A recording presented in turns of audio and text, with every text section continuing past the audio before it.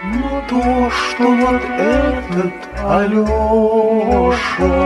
известно Болгарии всей. Hey everybody, so today I'm joined by Joel Parrish. He's someone that I've been in contact with for the past year. He sent me some excellent poems about a year ago, and we've been talking ever since. As some of you can tell by the work that I've been posting on my website and elsewhere, I've just been very kind of concerned about, too concerned with politics over the last few years, just both in my head as well as the kind of stuff that I've been writing about. And I really want to get back to discussing the arts more broadly. I could just sit here and I could lecture for hours and hours on whatever I find interesting, but I don't think that's as interesting as bouncing ideas off of people. And this is especially true if I have an artist to talk to, an artist that is around my age, right? And we're dealing with the same artistic struggles, right? We're still working in our craft. We're still trying to get better and better and better. And just the way that I'm describing that, I feel it ties in nicely to the topic at hand, which will be Abraham Maslow, and this just the sense of self-actualization, what that means, how it connects to the arts. And again, it's just very nice to have these kinds of conversations with other artists. And Joel, if you want to just introduce yourself, the kind of work that you do, your website. Sure. Well, thanks, Alex. It's great to join you today and have this conversation. We've had some really good conversations over the past year, so I'm excited to record this, and see where it leads. Basically, as far as it goes for me, as you said, I'm a poet and a photographer. For my photographic process, it's all analog, so I shoot film and develop it myself. Also work on photographic prints. And so, the arts for me is something that I've delved into really over the past 2 to 3 years, I'd say. Always have had an interest in it, always been, part of my, my intellectual orbit, so to speak. But I think really after graduating from college and just kind of entering normal life, so to speak, I took more of an interest in it. Eventually found Dan Schneider's website, Cosmoetica, and found you through that website just with some work that you had posted there. And then eventually, once I started, making an effort to write on my own, as you said, sent you some things last summer, and received good criticism back from you, and we've been in touch ever since, and that's been great. So yeah, definitely looking forward to our conversation today and the topic at hand. And if you guys want to check out Joel's work, it's poeticimport.com. You see his photography, you see his poetry. And one thing I want to say before we get to Maslow is, Joel, he's very good at poetry and he's very good at photography, right? It's hard enough finding artists that are at the very least competent, in one field, right? In one genre, as it were. He works with both media very well. So, being someone who I used to sort of be interested in drawing when I was younger, but now I've just been involved in writing for so long. It's hard for me to imagine even kind of moving into a different art form, right? There's limited time in a day. There's limited time in terms of just developing a craft to get good enough, but Joel has been working on poems in combination with photography, and not just independently of one another, but trying to see ways to combine the two. And I guess before we even get to Maslow himself, I think this is a pretty relevant question to ask. So there are many different pursuits anyone can pursue, right? There are many things that any one person can do. Why did you gravitate towards the arts? What's special about the arts, and specifically what's special about writing and what's special about photography to you?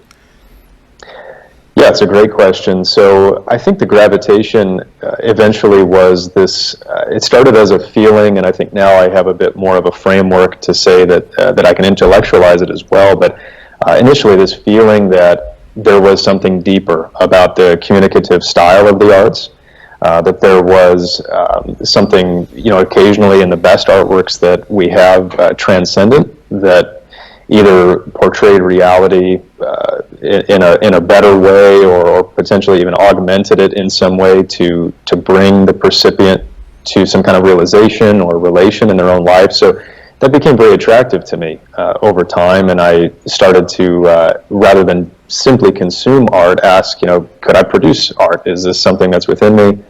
And so it really did start actually more with photography in kind of a hobbyist sense. And as I photographed more and more, I just continued to really enjoy it, and I thought I was improving as well.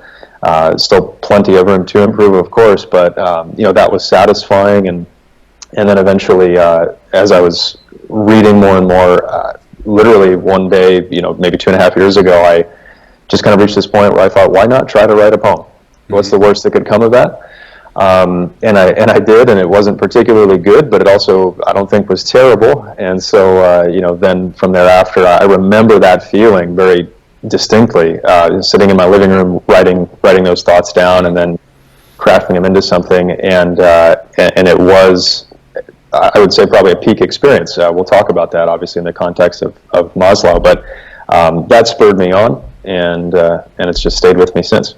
So this was a fairly recent for you. I remember when I first started thinking, okay, I really have to actually start writing and not just mess around or not get stuck in this perpetual preparation stage.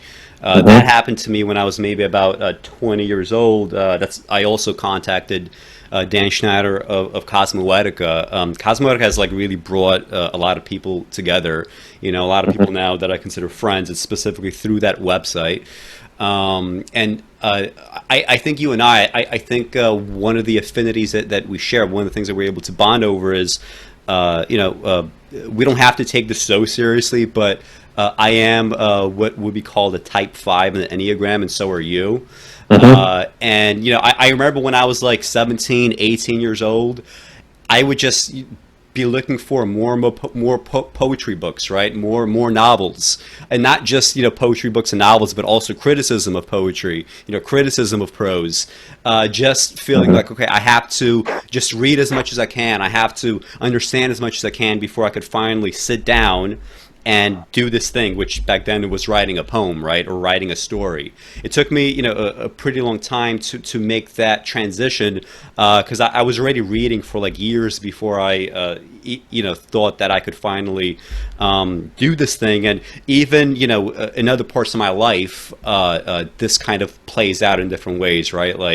I prepared, quite a bit for this conversation, and anytime that I've done these kinds of interviews or these kinds of shows, it always turns out that I always over prepare, right? That's kind of that's sort of a reality for a lot of people. If you're the type of person that uses knowledge as a defense mechanism, right? For me, growing up, not having much, being physically insecure, being at different points in my life financially insecure, knowledge was a way to really get control of the world, right? So you would just sit there and you would read books and you would hoard knowledge, and you would say, whatever happens to me, at least I could hit somebody over the head with everything that I know, right? I could always use that to my advantage somehow. And eventually you learn okay, well, I have to get beyond this point of just hoarding knowledge for myself and selfishly just absorbing everything without giving anything back, right? So that's where art for me came in, right? So how can I make all this stuff that's floating around my head, how can I make it into something useful, make it something that the world could actually beyond basically what I'm doing, right? How can the world actually see what I'm doing, find some utility from it or in it, and part of getting mature, right? As an artist, as a person, right, you have to think about how would this giving back look like, right? If you're an artist, that definition is clear, right? You have to make art, right? If you're a great teacher or a social worker, you have to do that, right? You can't just be stuck with, I need to prepare myself for the world and I need to, concoct all these defense mechanisms, right? Because that's where a lot of people get stuck, right? So many people that otherwise might be talented, they never get to express those talents, right? And that leads to self-hatred and so many other problems down the line, as well as just like in a purely like material sense, you're just taking something from the world that it otherwise could have had.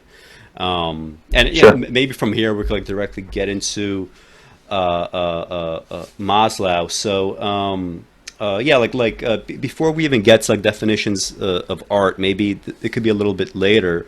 What would you say is Maslow's primary argument in this book? This is the book that we read together, Toward the Psychology of Being. And this is the text that it's probably his most famous text.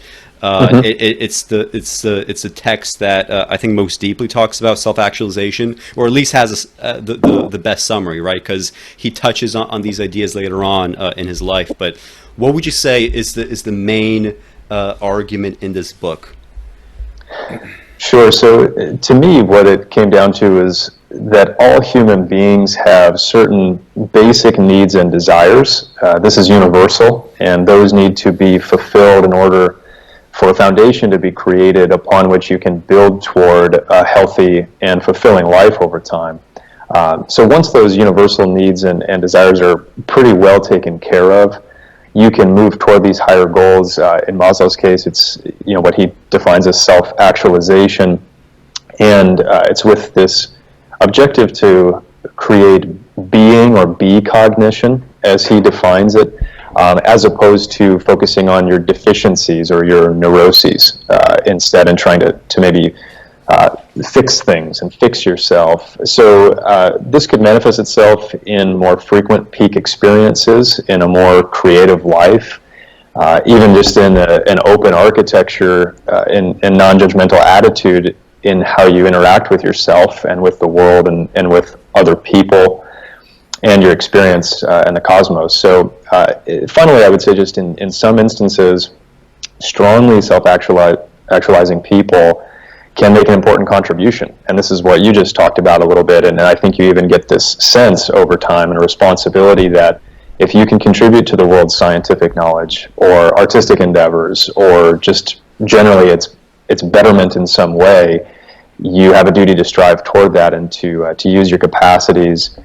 And that's a more positive thing than, again, focusing on the neuroses and just being so inward all the time and never moving beyond yourself. Mm-hmm. Yeah, and when we think of Maslow, I first came across this name like probably in high school sometime during like a one of these like psychology classes that you take in high school. Mm-hmm. And it's always presented as this hierarchy of needs, right? Maslow's hierarchy of needs. It's presented as a pyramid. At the base of the pyramid, you have like just pure kind of like physical essentials, right? Like you obviously need air, you need food, you need water. Going up a little higher, right? You need like housing, right? And the way that it's presented though is this is sort of like what's necessary to live a kind of like normal human existence, but Maslow, he spends very little time on things like these physical needs, right? He spends a little time in the pyramid. Also, the pyramid wasn't even his invention. That was like, that was done after the fact. So after he died, his ideas were presented as in terms of this pyramid. Once you satisfy the base of the pyramid, you can reach these like higher and higher levels of humanity. But he stresses himself that, this isn't really about necessarily even levels of humanity. You're constantly shifting in between, depending on the person or the context. Some of these like layers of the pyramid might shift themselves.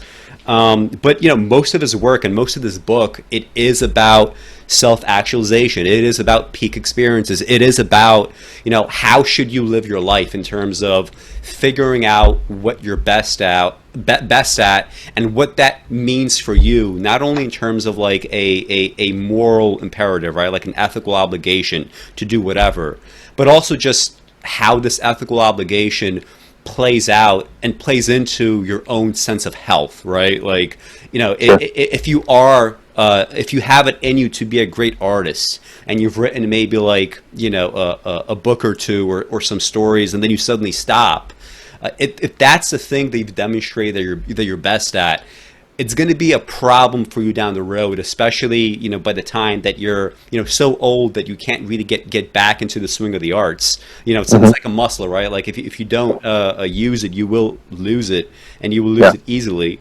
It's going to be a problem for you. It's going to be a problem for your satisfaction. You're going to feel, a lack of purpose. You're going to feel self-hatred. Any time like that I'm not writing a book, and now it's been like almost 2 years since my last book, I feel like, what am I doing? It doesn't matter how many essays I write. It doesn't matter how many, YouTube videos I might make, or how many books I might read, or how well like the rest of my life is going. If I'm not writing a book, or if I'm not actively thinking or planning a book, that's a significant burden for me, like existentially, right? Like, I feel like I'm losing purpose, and I also feel like, I'm not living up to my own standards, right? And this is a very common experience among artists. Like if you look at the biographies of artists in general, this is like a constant struggle, right? Like, am I actually doing the work that I'm capable of? And it's one thing to apply that to like, I guess, a career, whether this is like a great career or like a more generic career. But careers don't usually create that kind of sense of purpose. But for artists, you're always thinking like, if I'm not doing this, not only am I screwing myself over, but I'm kind of taking something from the world, and that's not fair, and I don't have a right to do that, right? So you're constantly burdening yourself over and over and over again, which I guess it could be very unhealthy. I've not always been healthy in that situation. But it's also kind of like the best stimulus to actually get shit done. Right. Yeah. And I'm sure we'll talk about this in a little bit more depth, but that's exactly it. You have this guilt, in a sense, that can weigh on you. That's why things like writer's block or any kind of creative block can be so problematic for artists and creative people. It creates this sense of dread in a way, and lack of meaning, lack of purpose. Yeah. And you may not even really understand why that's happening every time that it happens, which can be frightening, I'm sure. So yeah. One thing I'll ask is this: do you notice, like, as you're getting older? I've had these like thoughts, like definitely in the past, especially before I had written anything, before I wrote any books. I would constantly get the sense of, when I look at the sky, when I look at the street, I'd always feel as if like the world is kind of like opening up to me. Like there's all these like secrets and mysteries that I need to uncover. And I always like imagined like my life in very kind of non-specific terms, like how would that look, like how would that be? And the more that I would write, it's not that I would get fewer and fewer of those experiences. It's just that I started like sort of cultivating some of these answers, right? So you get less of those, like the world is opening up, and more feelings that you're sort of entering the world, right? You're actually in the world, you're living the world, you're doing, you're doing the worldly things that you are in fact set to do. And I've never known like if that was just like a personal thing for me, or if like other artists in fact feel that. So like, have you felt things like that?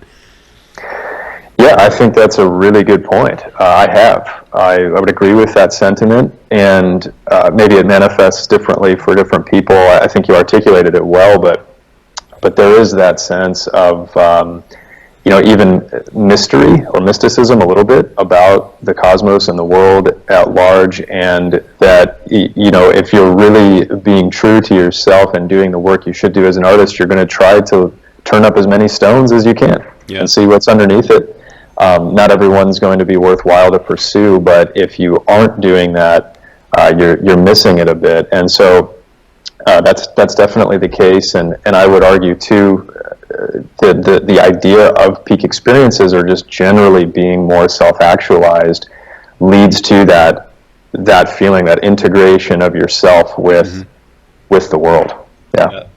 And one thing that it makes me think now is like, well, we're not like randomly selected artists, right? We are very cherry picked. I would not do this kind of call with the majority of people that email me with like poems, or like wanting a critique, or like leaving comments on a website. I think it's useful to have someone that, I think is a good artist, having these kinds of comments. And it makes me wonder, like, is an artist who fails to be a good artist, like, do they lack these experiences? Do they simply have the first part of it, which is this kind of, the sense of there's a world, there are so many mysteries, and, they could be very genuinely curious, and they could be very well read, they could be very smart, but they, like art is so kind of like, if you change like any, like, I get the sense that if you change any random variable as an artist in your life, you could have just easily then not ended up as an artist. Like, if my childhood was any different, it's very possible I would have not ended up as an artist.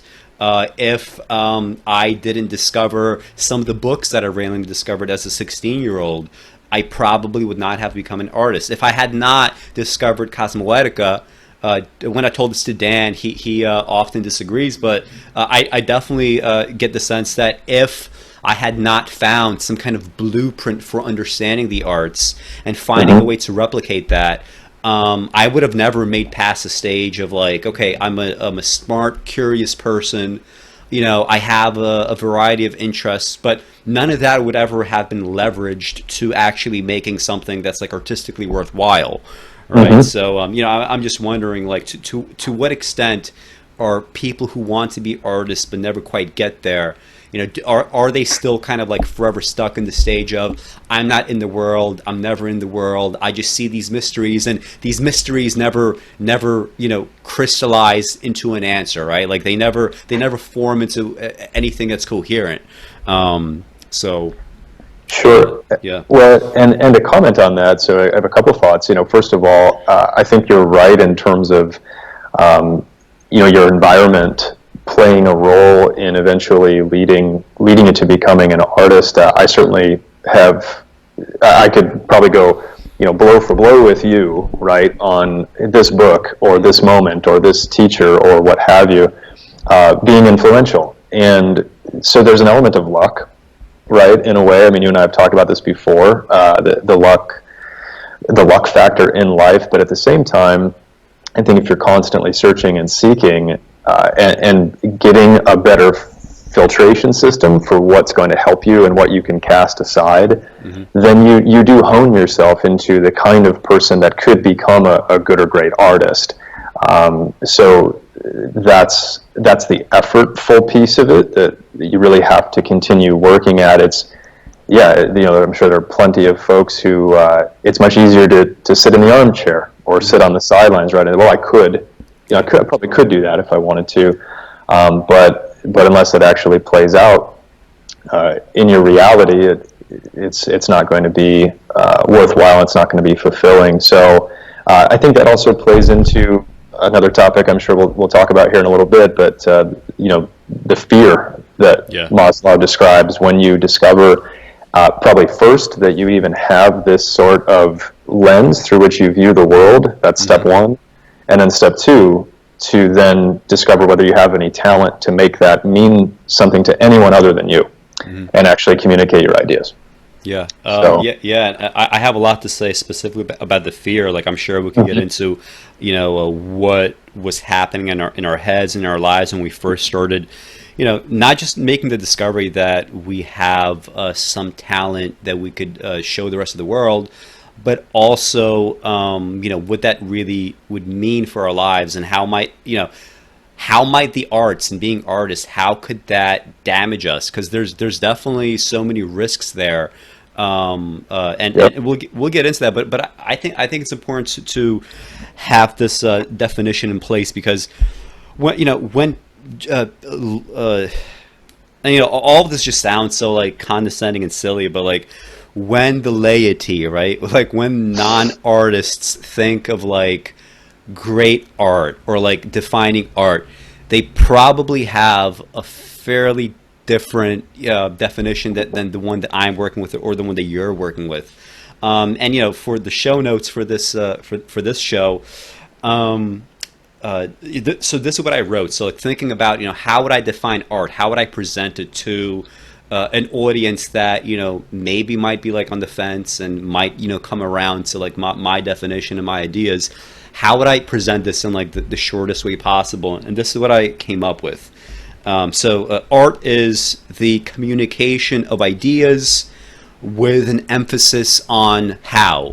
So what that means is, first of all, you can't go the Nabokovian route, right? When I was growing up, when I was like a teenager, Nabokov to me was like the be-all, end-all artist and critic, right? Like I read everything that he wrote.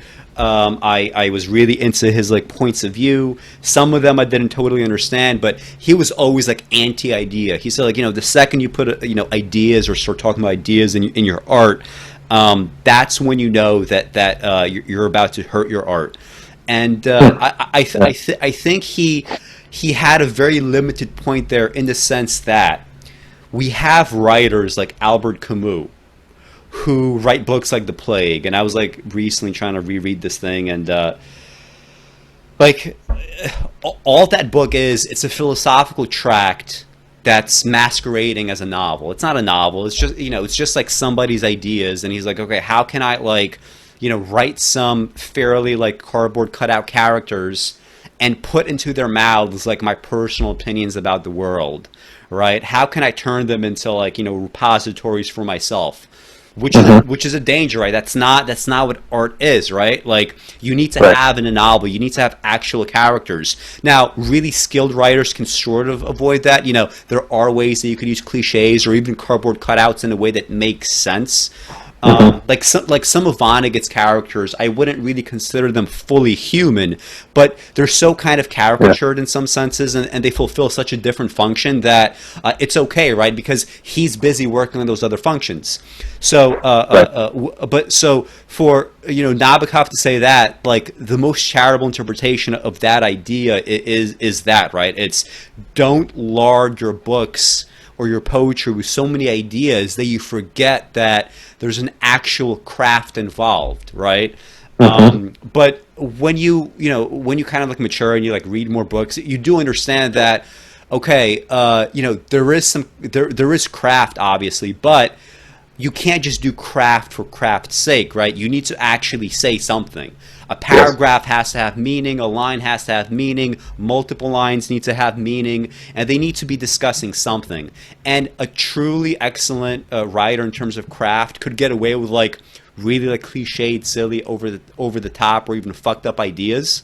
But generally speaking, you want to aim for being substantive in what you write, and also the how, right? So like the second part of the definition is there's an emphasis on the how, right? Like Dan Schneider, he says, think of art not as a noun but as a verb, right? There is something going on, right? There's a difference between saying I'm going to sit here and write a great philosophical paper in the sense that the arguments are going to be ironclad, the arguments are going to be clear. That could be great in terms of philosophy, but that's not the same thing as saying I'm going to write a great story, right? Which means suddenly, okay, you can't use cliches in typical ways. You have to make sure that your descriptions make sense and that they're memorable.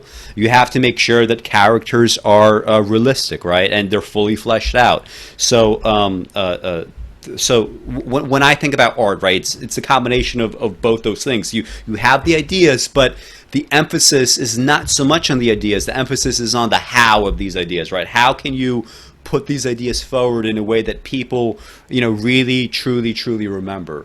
And I know you had like a slightly different definition, so why don't you give us your take on that?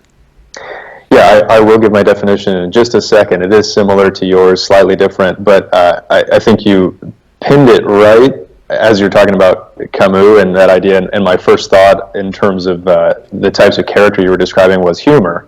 And then you jump to Vonnegut, and exactly, the humor can play off of the way that he creates some of those characters. So I think it's a good example. So my definition that I shared with you was artists communicating ideas at the highest level through the use of a medium of expression, and the use of the medium allows the artist to play with reality, to enact their will upon it, and translate those ideas to an audience. So right there, I think it's somewhat similar to yours, as I highlighted the how, and in this case through a medium. But in my definition, I even put the idea of translating ideas. Right, so that would be in agreement with what you said versus Nabokov's idea, where you want to extract ideas from what you're doing. So I think that's just it. The idea would be, if you're going to be an artist and communicate an idea, use the artifice. Right? Go ahead and make use of the fact that you are not just simply telling somebody exactly what you think in, as you put it, a philosophical tract, or in a conversation like this, or in a classroom or something like that. If you're going to take it upon yourself to try to communicate something in a deeper way with more insight, you need to learn the craft of how to do that, and you need to continually try to grow and improve upon it, and then therefore you can become an artist rather than just a lecturer or something, right? So like this immediately. Well, I have a couple things to say about your definition. I want to talk about that word, the highest level, that phrase. But before that, so like based on our definition so far, there's a lot of stuff that gets excluded. Not necessarily gets excluded as art, but gets excluded from the conversation as art of like a caliber that's high enough to even be in the conversation about the art. So like, if we're saying that art is about how, showing up to like a gallery and just bringing a blank canvas and saying, this is my idea on like whatever the fuck, like you could philosophically justify anything in the arts, right? Which is why it's so dangerous. You could justify anything in the arts. So if you're just bringing forward a blank canvas, right, that already means we're not really having much emphasis on the how. Maybe you have a how in the slightest way of, I have some idea to make, and this idea is going to come about simply by blankness and doing nothing. That in a very kind of like reductive sense, might still hit upon the how, but it's not really done so in a meaningful way. I was thinking recently about Rembrandt has this painting, Return of the Prodigal Son. And I mean, it's a great painting for many different reasons. Like if you read the actual story of the prodigal son and you compare it to what's actually being shown, there's already like immediate layers of differences there, which is interesting to think about. There's the fact that you can't quite say right away like what exactly all the figures in the painting are thinking, but just by their expressions and by their kind of like the organization of bodies, for a fact that in that Rembrandt painting, there is some kind of mental anguish or turmoil going on. And just rising like a little bit higher past the heads of the characters, it's the father, the son, and the brother. The brother standing up and he's looking down at at his brother. Above their heads, you see the background shape of the house that they're in, and it's very interesting. This was a painting from centuries ago, and you get the sense that these like abstract sort of like portions of the wall, they almost seem like thought bubbles, right? They almost seem like they're a representation of all the kind of turmoil that's coming to the fore, right, in these people's heads, right? This is Rembrandt's way of giving the visual representation of that. And when I was looking at it, I was thinking, I can imagine like an abstract expressionist painter, right? So not like a Picasso who's like abstract with a small a, but like pure abstract expressionism, which is just like figures and shapes for the sake of figures and shapes. An abstract expressionist could say, I'm going to make my own painting. This is how I'm going to do it. I'm going to literally zoom into that box, right? That little thing on the wall that looks like, perhaps like a collection of thoughts or something else that's like kind of formless and we can't quite know what it is. I'm going to zoom in on that. I'm going to blow it up and I'm going to put that on the canvas. But at that point, like, you've used a part of the painting, but you've actually left out exactly what makes it a great painting, right? Like in Right. that painting, this corner that you've magnified and decided to focus on, it had a specific function, right? It was showing the kind of inner turmoil that was going on in a way that was, oblique, that wasn't so easy to just pin down with words. And here you just, if you make that the painting, just the painting itself, you lose the painting, right? You lose the utility, you lose the meaning, right? So in our definition, right, abstract expressionism simply cannot be a part of it. Maybe like you could have a series of paintings that could be a part of it if it's part of like an artist's like grander work. But in and of itself, it can't really be a part of it, right? So that's the way that I would view certain like art movements in light of this definition. I'm not sure if you have anything to add to that, but that's all I have to say there. Sure. Yeah, I have a couple thoughts in response to that. So again, I think you're pretty much spot on with what you say, and it's as though in the case that you gave, someone decides to zoom in on the bark of the tree and claim that that's the entire forest, right? And so, while it may be worth a little something on its own, it's worth significantly less than the total of what it could be. And it's an artist's job to actually work toward that total and that higher form of expression. There are levels to this, and we'll talk about that more later too, I think.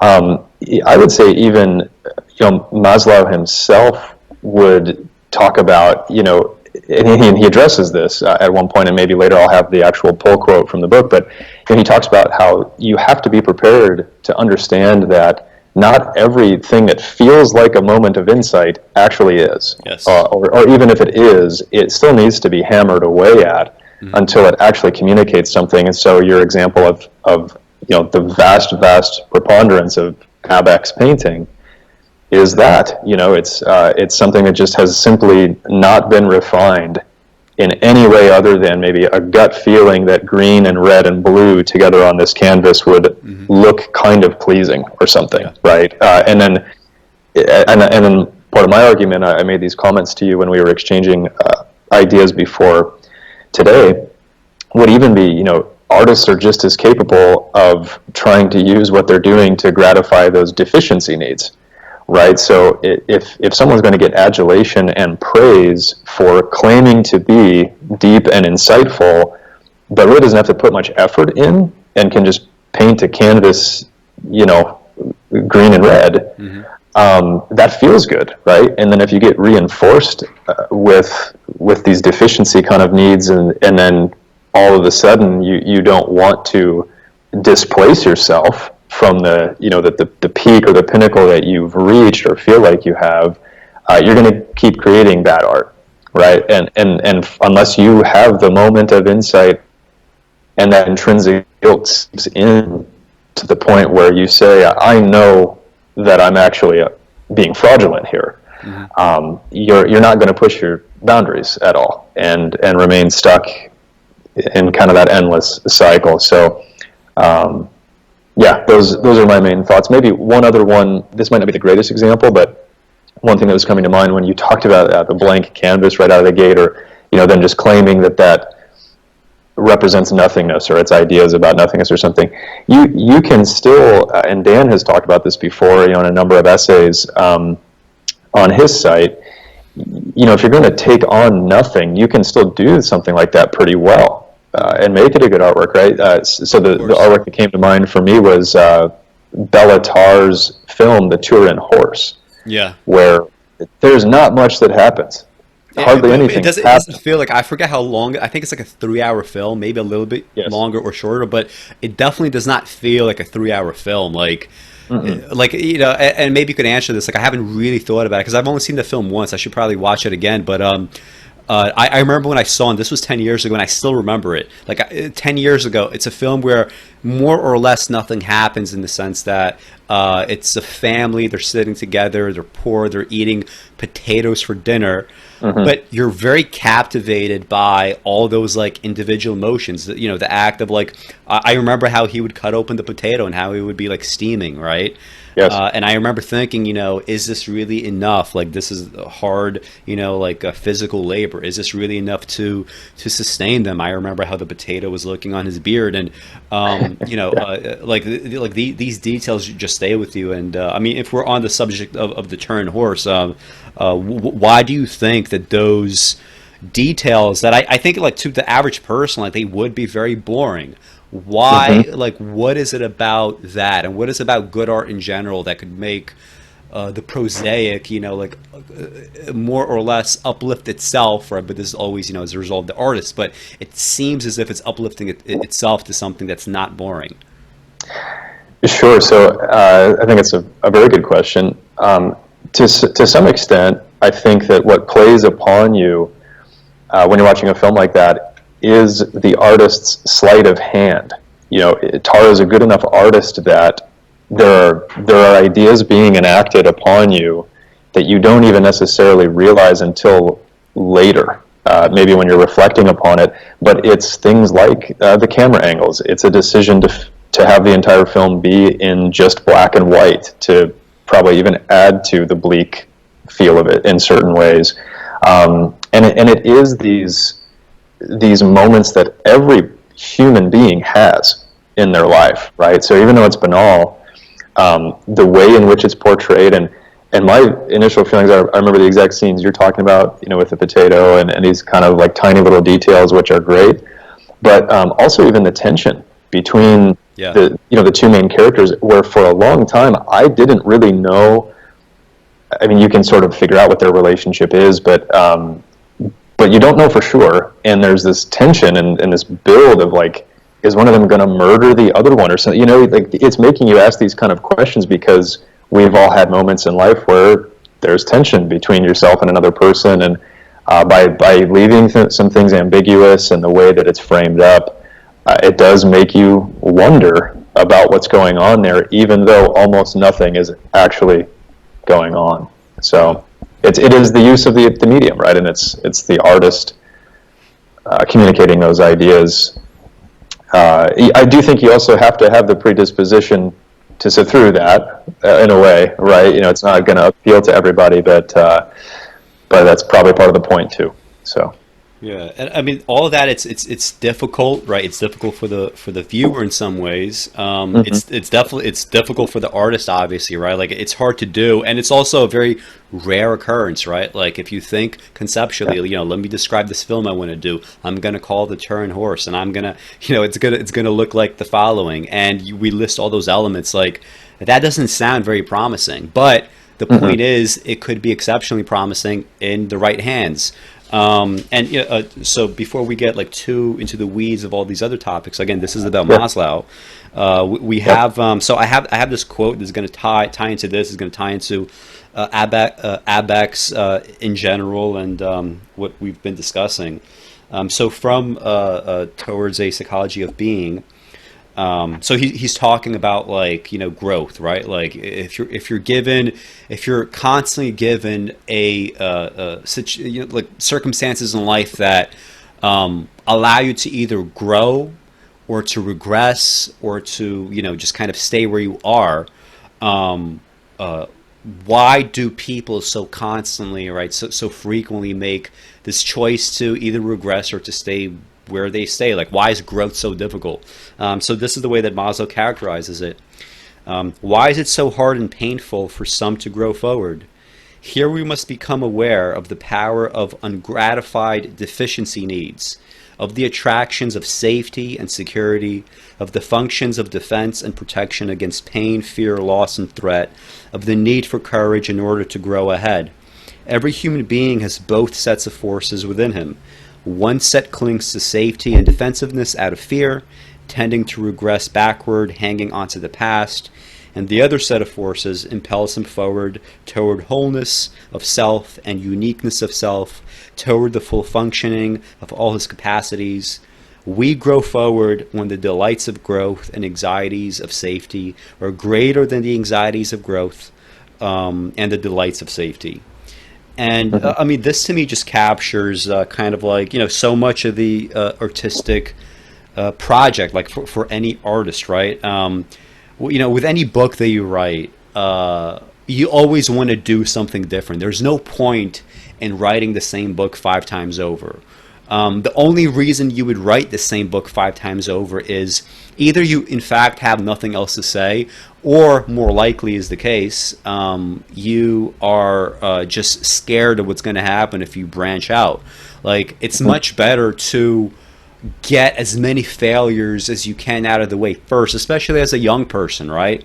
If you write a book that's just like, a complete fuck up, but you try to do so many like different things from what you're used to, that's a good thing, assuming that you don't like force yourself to continually go down that road of like, not getting any better. And you could easily see a situation with Abex where an artist, maybe they don't consciously start as frauds, right? And maybe they don't end as frauds again in a conscious sense. Maybe some of them really do believe that art is just nothing more than philosophy, and granted, like also like not very good philosophy in most of these cases. But it's a problem that possibility that maybe they're not all frauds. That possibility is in fact indistinguishable from the other possibility, which is they are frauds and they have nothing to do and they have no talent and they have no desire, no willingness, and just so much anxiety about really challenging themselves. Like Pollock, he used to suck as like a typical like figurative kind of painter. Was Abex, for him nothing more than a defense mechanism against his fears, right?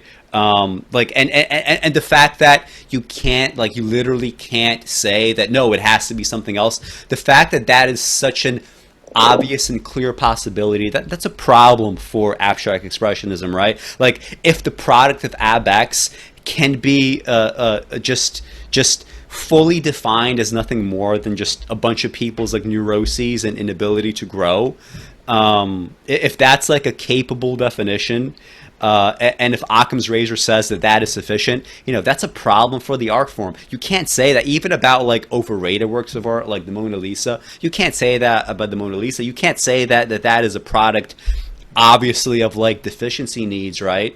But you could so say that with any with like the worst art. Yeah, I would pretty much agree with everything that you just said there. I don't know that I have a ton to add on to that. Oh, well, I have something here that I wrote in the notes. Like, okay, so how would this connect to the arts? I just in terms of just thinking, okay, what am I supposed to do as an artist? And maybe you could respond to this specifically. The way that I view it is as follows. So, if you're on the planet and you have a talent for anything, it could be the arts, it could be anything, right? It could be you're a great lawyer, you're a great politician, you're a great social worker, teacher, whatever. You don't have much choice in life other than to just do that and to build. You don't even necessarily have to have a very clear end goal, right? You could, as an artist, say, well, I read this. I read The Plague by Camus, and I thought this was like a really bad book. And I thought that one of the biggest problems in the Plague was how Camus made that plague front and center of the book itself, right? He wanted to emphasize death and blood and gore, and oh my God, wouldn't you be so scared to be in this situation?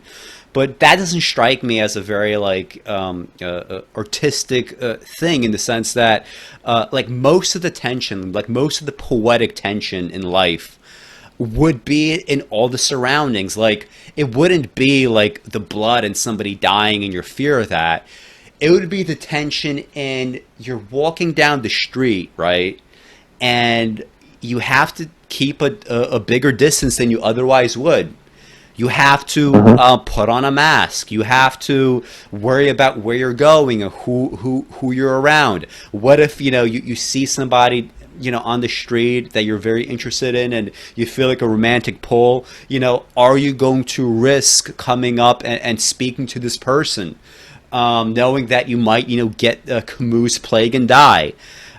This is really where the poetry and the art is, but he was not willing to deal with that.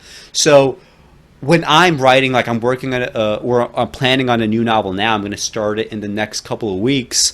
I want it to take place during coronavirus. I'm not sure if I'm going to explicitly name the virus, but I think maybe historically people would be able to tell down the line. And I'm not going to focus on I could imagine a very bad artist today sitting around and saying, you know what, I'm going to write a book about coronavirus, and I'm going to always have in the background this figure and this monument of Trump, this evildoer that's making it so bad and killing everybody. That would literally be true. I mean, Trump's incompetence here, obviously, he probably doubled the ultimate coronavirus death in terms of what should have been versus what we're getting. I'm sure if Hillary Clinton was in office, I'm sure that probably the death toll would be half as bad. So that's all literally true. But the question is that really the proper place for the arts, or are you better off dealing with these kinds of tensions? And I decided, okay, if I'm going to have this plague in this book, it's not necessarily going to be front and center in terms of I'm not going to have any gore, right? I'm not going to have anybody even dying from it. You're just going to get the sense of you're walking down the street and things just feel weird and disconnected. The kinds of things you're capable of doing in a purely physical, material sense, they are not now more limited. And there's going to be a character there with this growing sense of being disconnected from himself, but also just from the world at large. And how does coronavirus in that sense play into that, right? Symbolically, what might it mean that you have to keep a distance from people and even from yourself, right? This is where the poetic tension is. And to just go back to that quote, I see a book like The Plague and I see a failure. And I'm saying, you know what? I want to do something like this, but make it better, right? I have no reason really for doing it other than, hey, I exist on the planet. I have, a set of talents that I'm willing to exercise.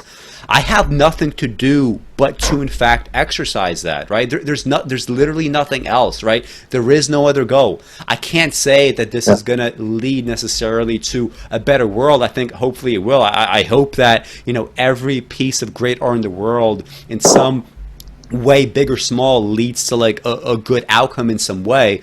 But whether or not that in fact happens, in a sense, I have no choice but to do it. I saw this flaw in The Plague, and I see I have an in. I'm not sure if you know that book. It's White Blindness or something by I think his name was Santiago. It's another shitty book. It's it's an updated Plague, except here the plague is people go blind and all they see is white. And you read the paragraphs and it's and all he saw was white, the whiteness of death, the whiteness of not seeing. Everything was, and it's is that really what you want the book to focus on?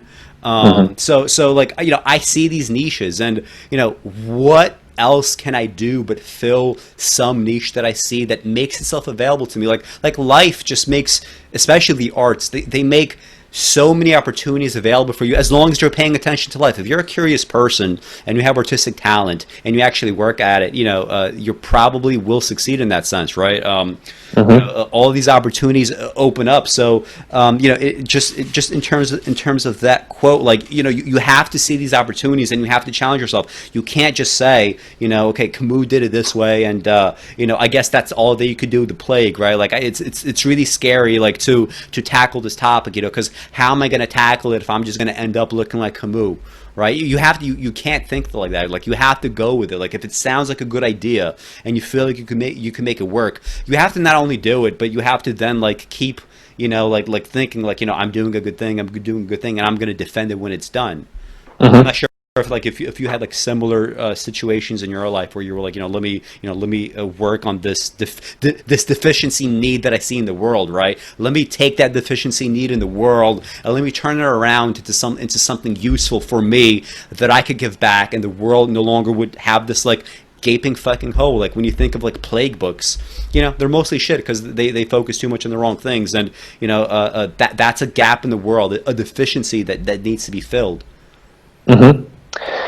Yeah, so I mean, you've got a lot packed in there, but I do think that your opening line of thinking while you were going off on that train is accurate. In terms of you have to build with the building blocks that present themselves to you. I think that certainly it's part of the artist's job to again have that filter and decide what that I'm coming across is actually worth being a building block. And obviously some people are going to decide that coronavirus in this time is, and in your case, also have prior knowledge of how these things have been addressed in the past. I think that gets to some of our opening comments about gathering, right? And just the setup of someone who would eventually become an artist, being one who from their early days is taking in the world in their own experience and also paying attention to art and other people's experience and interpretation of it, so that then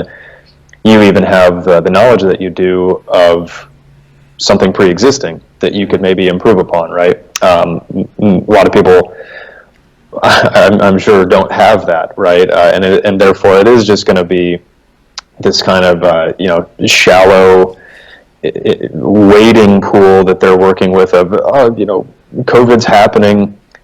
It's something I need to talk about, right? It's something I need to express how I'm feeling or how people seem to be feeling, and they're angry at the situation, or they're angry at this particular person who is making it worse, and whatever. And then there's just never anything all that much deeper to it. So I agree with you on that. You can't know the end result. Even when you hatch an idea and then you start building on that individual idea, there's going to be, hopefully some of those moments of insight and of peak experience along the way while you're creating an artwork. And then, what Maslow calls primary creativity, that primal instinctual sense of something that could maybe be expanded upon, or, you take a fresh direction now from what you initially planned on, and you do follow your instinct for a while, see where that leads. And then maybe the end product is something, it's almost bound to be, in fact, something different than what you initially set out with in your outline. And then that, of course, eventually extends to the entirety of an artistic life, I think, In terms of personal examples, the only one that's really coming to mind right here in this moment is a little bit more applicable to photography than to poetry, at least from my standpoint, which is anymore. I think there's a lot of wonderful photographic work out there in the world, but of course it probably doesn't get nearly as much attention as it should, and you have to work hard to dig and to find it. Films are probably almost certainly the same way, because those visual mediums we're so inundated with now, and photography in particular just lends itself to these quick snapshots of look where I was, or look at this thing I saw, or in this moment, COVID's case, right? You see a ton of street photography, and it's just someone getting beaten up by a police officer, or some broken out window from the riots, and it's like, okay, that's fine, but it's the most surface level expression of this thing that's happening. So do you have any insight into this? Do you have anything else you want to expand upon? And I'm not particular. I don't consider myself, a heavily documentary style photographer anyway. So I haven't had this strong desire to be out there in the midst of crowds of people snapping away, but plenty of people have done. My whole point to that being, photography in particular is just, there's so much great, in a sense, or like I should say technically capable landscape photography anymore, right? Someone can get a 100 megapixel digital camera and go hike up a mountain and be there at sunrise and set it up and get the right exposure, and it's a gorgeous photograph. I personally am not going to go take that photograph because I know it's being taken in 1,000 other places right now by 1,000 other people. And even if I could go, do it better and then add on, it's just not really something I desire to do. I started out with a fair amount of that stuff, and I do still shoot, landscapes and stuff from time to time, but anymore it's much more with an eye of, is this a potential building block piece, right? So rather than just make a perfect, gorgeous print of a perfect landscape, and that's my artwork, it's, could this landscape now have a couple ghostly looking figures in it? Could it all of a sudden be an inversion or mirrored image of a streetscape that you don't expect to see through a puddle of what, right? I mean, these are the ideas that you then start to bring in and play with that that can maybe lead you to something better down the road. I agree with that. And I mean, like, back to like the personal level, and also like just remind me right after, maybe I should take a note. I want to talk about again your definition of art when you said like at the highest level. I want to talk about that in a little bit, but before we get off the topic on like deficiency needs, like just looking back the last few years, so like, I wrote a book or finished a book in 2012. I finished my next book in 2013. And then like just I had this whirlwind of activity with the Woody Allen book. It took me 3.5 months to write, which is just kind of insane. Like I read a bunch of books on Woody Allen criticism. I watched each of his movies at the time in 2014, like about 2 or 3 times each. I watched a bunch of movies that he was influenced by, and I wrote, like 160,000 words of text, and this just took a few months. And, it's one of the proudest moments of my life, because here I was working at the very highest capacity. Like I know that Dan Schneider, like, he could write even faster. I'm sure he could write a book like the Woody Allen book faster than I did, and probably have like another book thrown in the same time span, and it would probably be like a great work of art on top of that. But I know that with my kind of the speed at which I write, my personal needs, the amount of like rest I need, I was working at the very highest level, like to my personal capacity, right? Just like morning to night, this is what I end up with, over X number of months. And it makes me wonder, like, soon after that book, like I started my website, and most of my writing from that point on just kind of like became essays. And part of that was like, okay, well, if I have this Woody book and I'm like sort of like public now, like let me get like sort of more and more of my kind of like general ideas out there in the arts, and not just this one thing. Let me put all this on the website. And I'm glad that I started the website. I have like over 100 essays now. Like I have over 1,000 comments, and I've responded to every one of those comments. But especially in the last few years, I definitely do feel like I've transitioned to like placating my deficiency needs, right? Like it's much easier to write essays, to like watch something and to like, do an essay on it, read a book, do an essay on it, rather than just sit there and write books. Right? Writing a great novel is just harder than writing a great essay. And also just the specific topics that I chose, and I've only kind of like snapped out of it this year. Like, I started writing about stuff like, okay, Steven Pinker wrote, a kind of bad book on the arts and on writing. And he's somebody that I respect intellectually. And I was like, all right, this is somebody that's worthy of my time to tackle. Here's somebody that in some ways I look up to. And, here he did this book that I find so many flaws in. This is somebody worth my time. But then it's like, okay, in 2017, I had this like probably my most popular essay at this point, my essay about Ben Shapiro. And it's like, who's gonna give a fuck about Ben Shapiro, right? Like, forget about like when he's dead.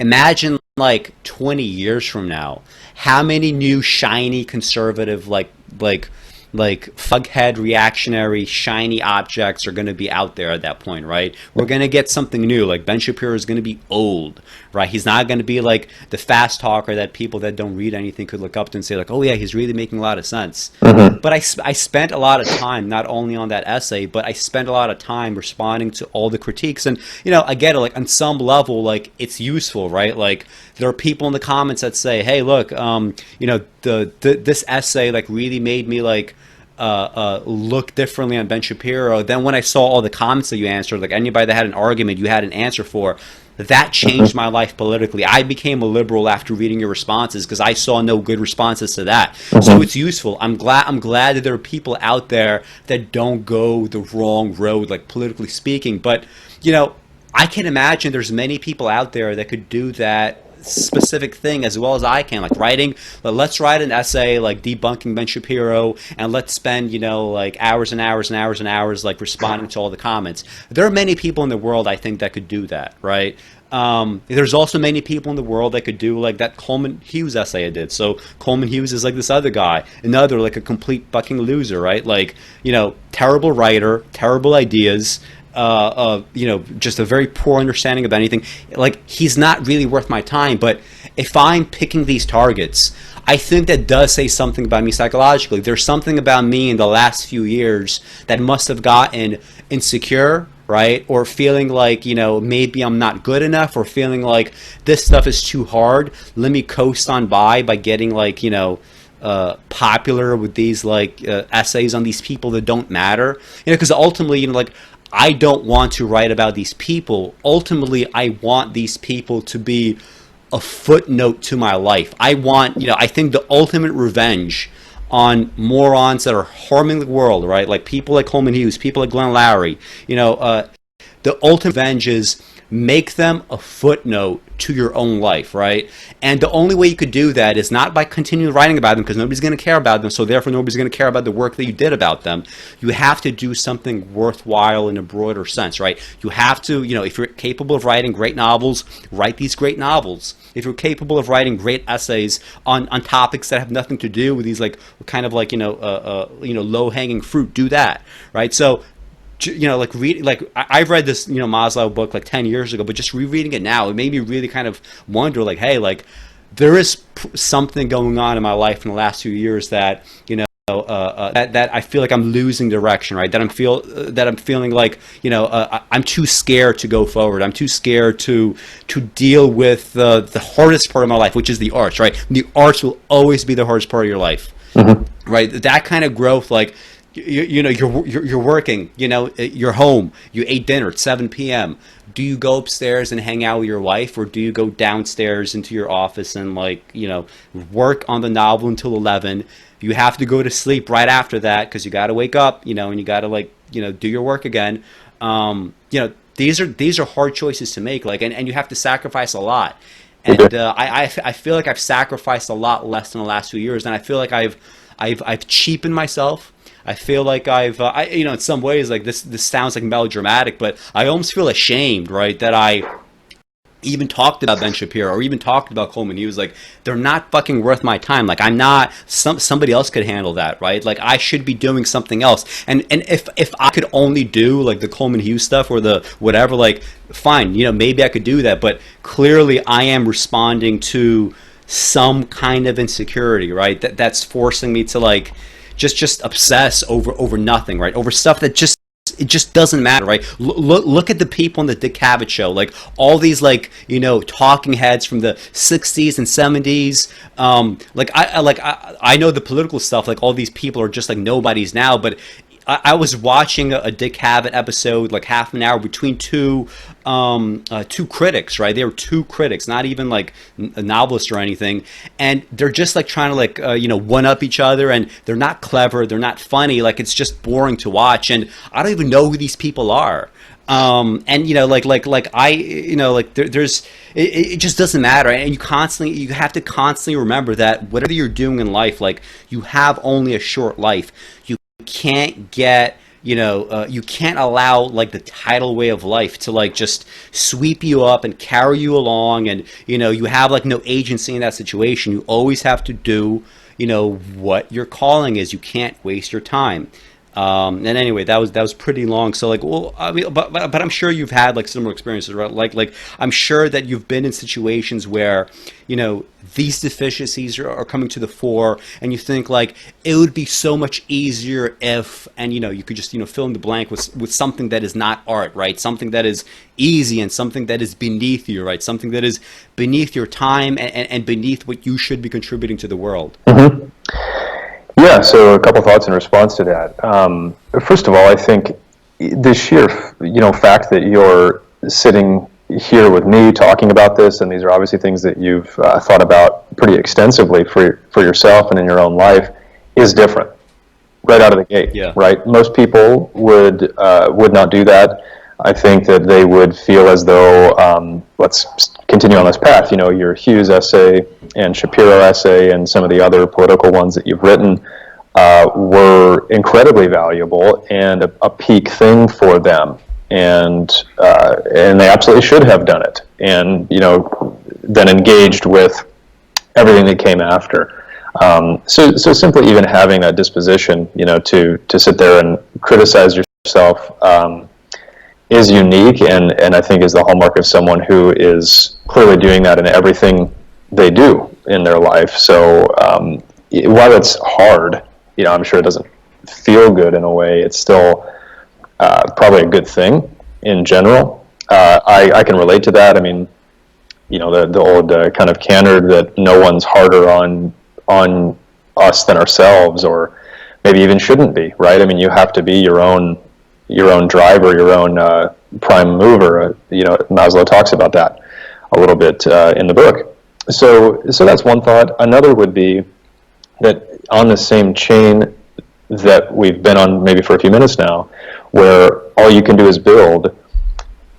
I mean, now, whether you like it or not, things like those essays are part of your build, right? They're part of your construction project. That is your life, and that is your artwork and expression.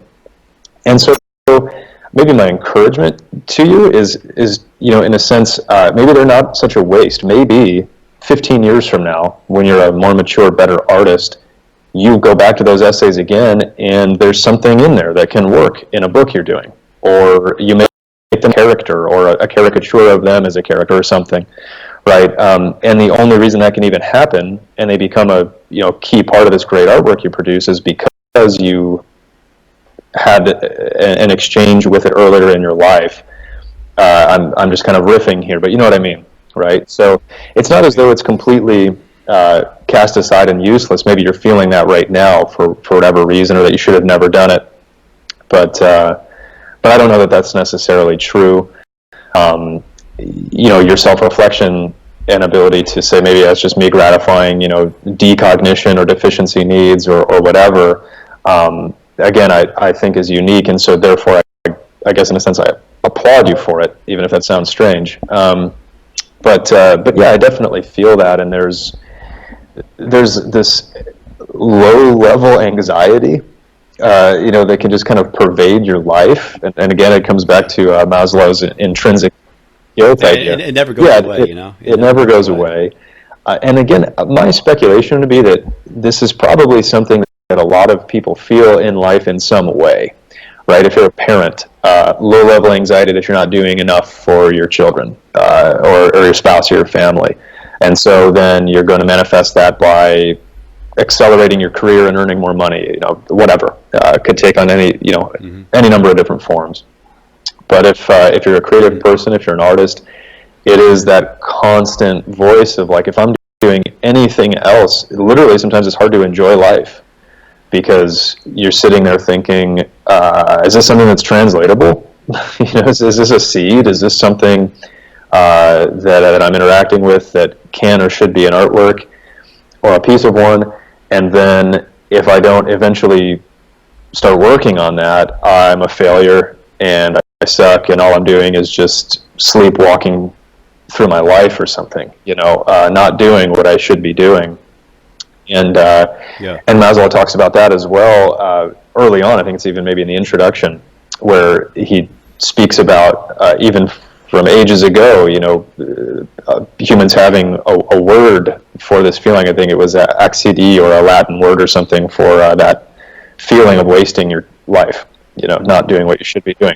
What was it like? Was it anime? Now let me find it real quick. I think it was ACCIDIE was how it was spelled. Yeah, theologians. This is on page 14 in the introduction. Theologians used to use the word accide. I don't know if I'm pronouncing that right, but to describe the sin of failing to do with one's life all that one knows one could do. Mm-hmm. So in that sense, literally a sin. It's something going against the nature of God, right, in their case. So anyway, those are just, that's a little bit of riffing, just with some thoughts in response to what you said, but maybe it's not all for nothing, right, as you keep on building. Yeah. It's interesting, to put this in the theological context, like it's just, like I used to be religious as a boy, then I became an atheist, or like maybe technically an agnostic as a teenager, and like I had this like militant like atheist phase, but it strikes me that the theological response here, like this is a sin against God, that you're wasting your talent and your potential. There's something really wrong about that. That's kind of spot on. That's like that captures reality than the kind of like the majority of like sort of atheistic philosophies that are around today. Yeah. And there's a kind of like coherence and a heft and a gravity there, right, that people need to contend with. It reminds me of in Lao Tzu, there's a quote that you must take death seriously and stop wasting time in distant lands, right? Like and again, going back to the Enneagram, like we're both type 5s. I'm not sure what other kinds of pursuits you've had in your life, but I've had so many pursuits. Some pursuits that I'm even too embarrassed to talk about publicly. But I've had so many pursuits in my life, and I'm glad to some degree that I've had as many as I've had. But I can't help but feel that they kind of take you away from you're kind of like an essential you. Right, an essential core, in the sense that, like, had you spent more time on this essential core, you would be closer to the you that you want, right? And it's always that kind of it's always that struggle, right? It's always going to be there, and yeah, like like you said, like if you have the opportunity to build, like what other choice do you have? And like we're gonna get later on, it's like the is-ought distinction that Abraham Maslow tries to sort of resolve, but people say, like, well, there is no ought from this is. The alternative to doing what you're best at is just to do something that you're terrible at, right? And in a logical sense, like, yeah, I mean, I guess you could do that, but it's just not reasonable, right? Like, if you actually put that as an argument, right, like as a set of like value systems, okay, my value system says that you have to just focus on what you're best at and keep cultivating that no matter how difficult, and somebody else says, well, you should do the exact opposite. Once you set those values side by side and you actually, you ask for an argument to take place and you try to hash out which one of these is better, by any definition of the word better that we could come up with, like those other values, they just seem so silly, right? And just to take it back to like the political stuff, like I spent a lot of time arguing with libertarians, and they have their own like funky notions of stuff like freedom. And I say the same thing all the time. Okay, look, so this is my definition of freedom, and this is your definition of freedom, and let's be clear about the kinds of freedoms that we're discussing. Your definition of freedom is corporations ought to have the freedom to more or less do whatever they want. You should have the freedom to, as a business owner, to completely discriminate against, a black person, even if you're the only business of its kind in this community, like with black people, because you believe that the market will eventually resolve itself. That's your definition of freedom. And then if I bring in a definition of freedom that, is very broad, well, I think a person is free only if they're able to choose the kinds of jobs that they want to choose without worrying about something like healthcare, right? Well, clearly that's a viable definition of freedom, and it's also broader than the one that you just proposed. And you could go down the list, and you eventually will have on the one side, you'll have a set of values that are so much broader and so much closer to what human beings ordinarily think of as high values that they need to, you know, focus on, that they all share, right? That everything else about comparison is just so like libertarianism is just like, the best way to think about it is it's just so fucking infantile, right? In terms of like what human beings are. And same thing with like a person that says, you know, I have great talent as an artist, but I'm not gonna make art. That's just childish. I mean, you could do that. Nobody's going to stop you. There shouldn't be a law preventing you. But, like, you're just a fucking kid, right? Like, you just never grew up, right? That's really what it comes down to. So yeah, that's the way that. Oh, so yeah. Before we forget, so when we gave our definitions of art, I said that the communication of ideas with an emphasis on how. You kind of had something similar, but when it came to the emphasis on how, or the ideas, you said at the highest possible level. And you know, this isn't like, I don't find this to be like the most pleasant kind of conversation to have, but you know, it is important to have like what do we mean by the highest? Like, what is the highest? And what prevents somebody else from saying, well, I have this definition of art, and I think that, you know, I think a series of poems that are just talking about rollerblading, for example, like, I'm just obsessed with rollerblading. I love rollerblading. I'm going to only write about this one thing over and over and over again. I think that's the highest expression of like the human condition. How do we deal with that set of objections? Like, how would you deal with that? And what do you mean by highest to begin with? Let's maybe start with that. Sure. So, what I mean by highest, I think I can break it down into a couple different levels. So number one is the highest level of which the artist is capable in terms of their own capacities, right? So this integrates well with the ideas we're talking about right now, right? So at the highest level of which you are capable at that period in your life, and at that level of maturity in your artistic growth, what should be growth over time, right? And the hope being, and art is one of also kind of it benefits from the idea that you can improve and should improve over a lifetime. It's very different from something like athletics, right? I mean, you asked what other pursuits we've taken on in life. Like tennis has always been a big part of my life, my entire life. Mm-hmm. I still play today. It's, you know, kind of my preferred method of exercise, and I really, really enjoy it. It provides me these flow or peak experiences pretty often, and so forth. But you know, I just turned 30. My window to have ever been a professional tennis player would have been the past decade, pretty much, right? 20 to 30. And so that's already over now.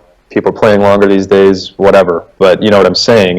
My hope right now is that as an artist, I'm on the very front edge of hopefully another 30, 40, 50 years if my brain and my body cooperate, and continuing to get better during that time, right? So the highest level with your own capacities, and then the highest level in terms of an objective attempt to what you said in some of your comments to me, and Maslow calls rubricize things, maybe just evaluate or criticize them. And then the acting of this secondary creativity that Maslow talks about, which is the hammer and chisel on your primary activities marble, right? This initial thing that you have that you then work on.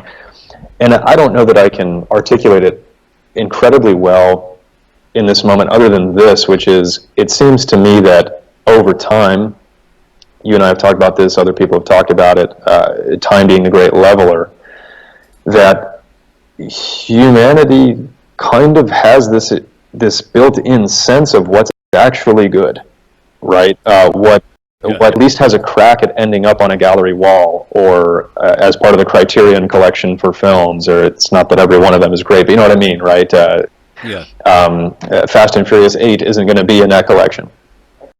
So there is kind of this, we've built a framework over time as a species, and as long as now we've had art as something that we do, to evaluate. And so that's simply what I mean by it. You know, the best effort that the best critics and best artists can make at saying, here's something that actually succeeds, here is something that succeeds somewhat, and here's something that fails. You know, I'm talking about at least art being the effort to reach that highest plane, and then still, you know, some things that could benefit other people if they have scraps, or, you know, some steps up the ladder at least toward that highest plane, and then things that can kind of just be, you know, more or less appreciated for simple enjoyment or nostalgia or whatever that they bring, that, you know, are maybe technically in the realm of art, but we can all agree are not the best form of it. Comic books, or, you know, whatever you want to use for those kind of examples. Let me read through my notes here real quick, and yeah, we've talked about several of these things. I'm starting, you know, continuing to scroll from the top. So maybe one thought here from my note that does sort of revolve around some things you just said, would be that, you know, when we're trying to eventually, and, you know, have that secondary creativity that Maslow talks about enter in, that can be really challenging too, because I think, first of all, I said this to you in my show notes, like, the artist is the only one who can do that for their own work until the very end, right? Until the final paint is applied or the final punctuation mark is put on the writing, they're responsible for this. Now, I guess, you know, maybe in the case of writing, you could have editors or something if you're working through a publisher or whatever, but really you're predominantly responsible for it. So if the artist themselves is not doing a great job of this, then that can present some problems, you know, once we get further down the line. But then the other thing that happens is, okay, now it is out in the public arena, and if something is, you know, and again, this kind of speaks to what I was just mentioning a few minutes ago with this inherent sense, or this maybe sense we've built into ourselves over time now, that some things are just better than others. Like, the number of people who are going to engage with difficult, you know, high art that's, let's say, adult literature, you know, Moby Dick, or whatever else you want to pick, you know, Wallace Stevens' poems. This is already a small group of people in general, compared to those who take art as entertainment, you know, today more than ever, right? So just something that I can turn to that feels good, or it's escapism and it's fun, and that's all it is, though. You know, we're trusting a pretty small group of people eventually who care enough to even engage with these more difficult and important and potentially great works, to then do the right thing and make the correct judgments. And so when there's disagreement, and that seems like a difficult process for those even attempting to do it, I think that it can create some, like, sense of disillusionment with the wider public on stuff, at least in that moment, right? Like, in that time, until maybe while that artist is still alive, or the work is still pretty fresh or whatever, until we get a pretty long period of time by which to judge it and enough voices to chime in about it. And so, you know, that's a difficult thing. But what I would say is that it's pretty clear that the greatest artists have a much higher success rate or hit rate with their own secondary creativity, right? They've developed some kind of process. It's personalized to them and their own medium and their own perceptions and their ideas, but they have forged that within themselves, so that in a sense, you know, by creating a great work at all, they've done some of the work for us who are going to sit there and evaluate it. And it, in some ways, you know, can kind of explain itself or exist within itself. But then we do eventually still have to, you know, talk about it in more concrete terms, and really everything from craft to imagination to originality to, you know, density and all these other things. So those are just some thoughts that were kind of bubbling up while you were just talking. In terms of other notes, I think that point right there also works in something I don't know if we'll touch on this more later, but this idea of resolution within the person, and that being part of self-actualization, and self-actualized people living their lives, that you can take discordant things but mesh them together in some way that, even if it doesn't, out and out make sense, so to speak, it works for you in your life. So in this case, the selfishness of the artist, right, just creating because you feel compelled to, because it brings you pleasure, because you get this peak experience or many peak experiences while you're creating this thing. Maybe at lower levels, if you're still like focused on these deficiency needs, you want fame, you want sex from somebody that admires you, I mean, whatever, right? But there are selfish motives built in.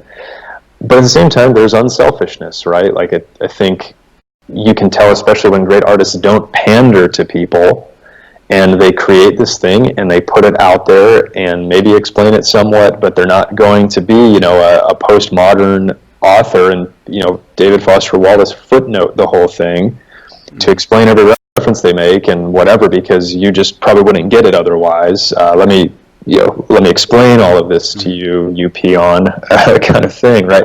Yeah. Like, through great art, you create it, you put it out there, you communicate these ideas.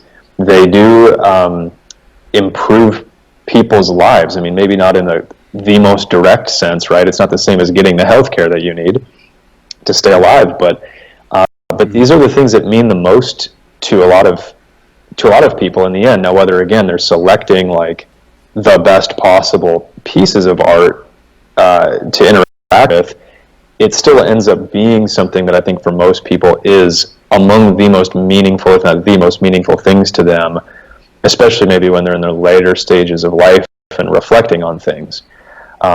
Right? So you do bring enjoyment to people, so that selfishness and unselfishness is kind of resolved. And that's just one example, but I think it's an important point, very important point within Maslow's book.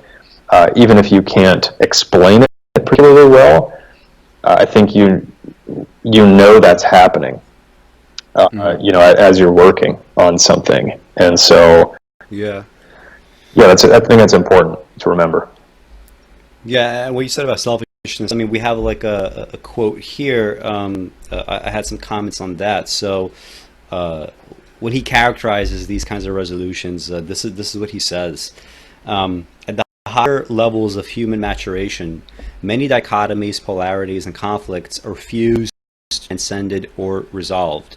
Self-actualizing people are simultaneously selfish and unselfish, Dionysian and Apollonian, individual and social, rational and irrational, fused with others and detached from others. Also do I find this as a strong tendency in the full cognition of the object. The more we understand the whole of being, the more we can tolerate the simultaneous existence and perception of inconsistencies, of oppositions, and of flat contradictions. And so, like, just to comment on one aspect of that, you mentioned selfishness, and so here's the thing: like, if you decide, right, that you want to be an artist, and I alluded earlier to, having fears of becoming an artist, and maybe you could give like your own story after this, but I remember when I was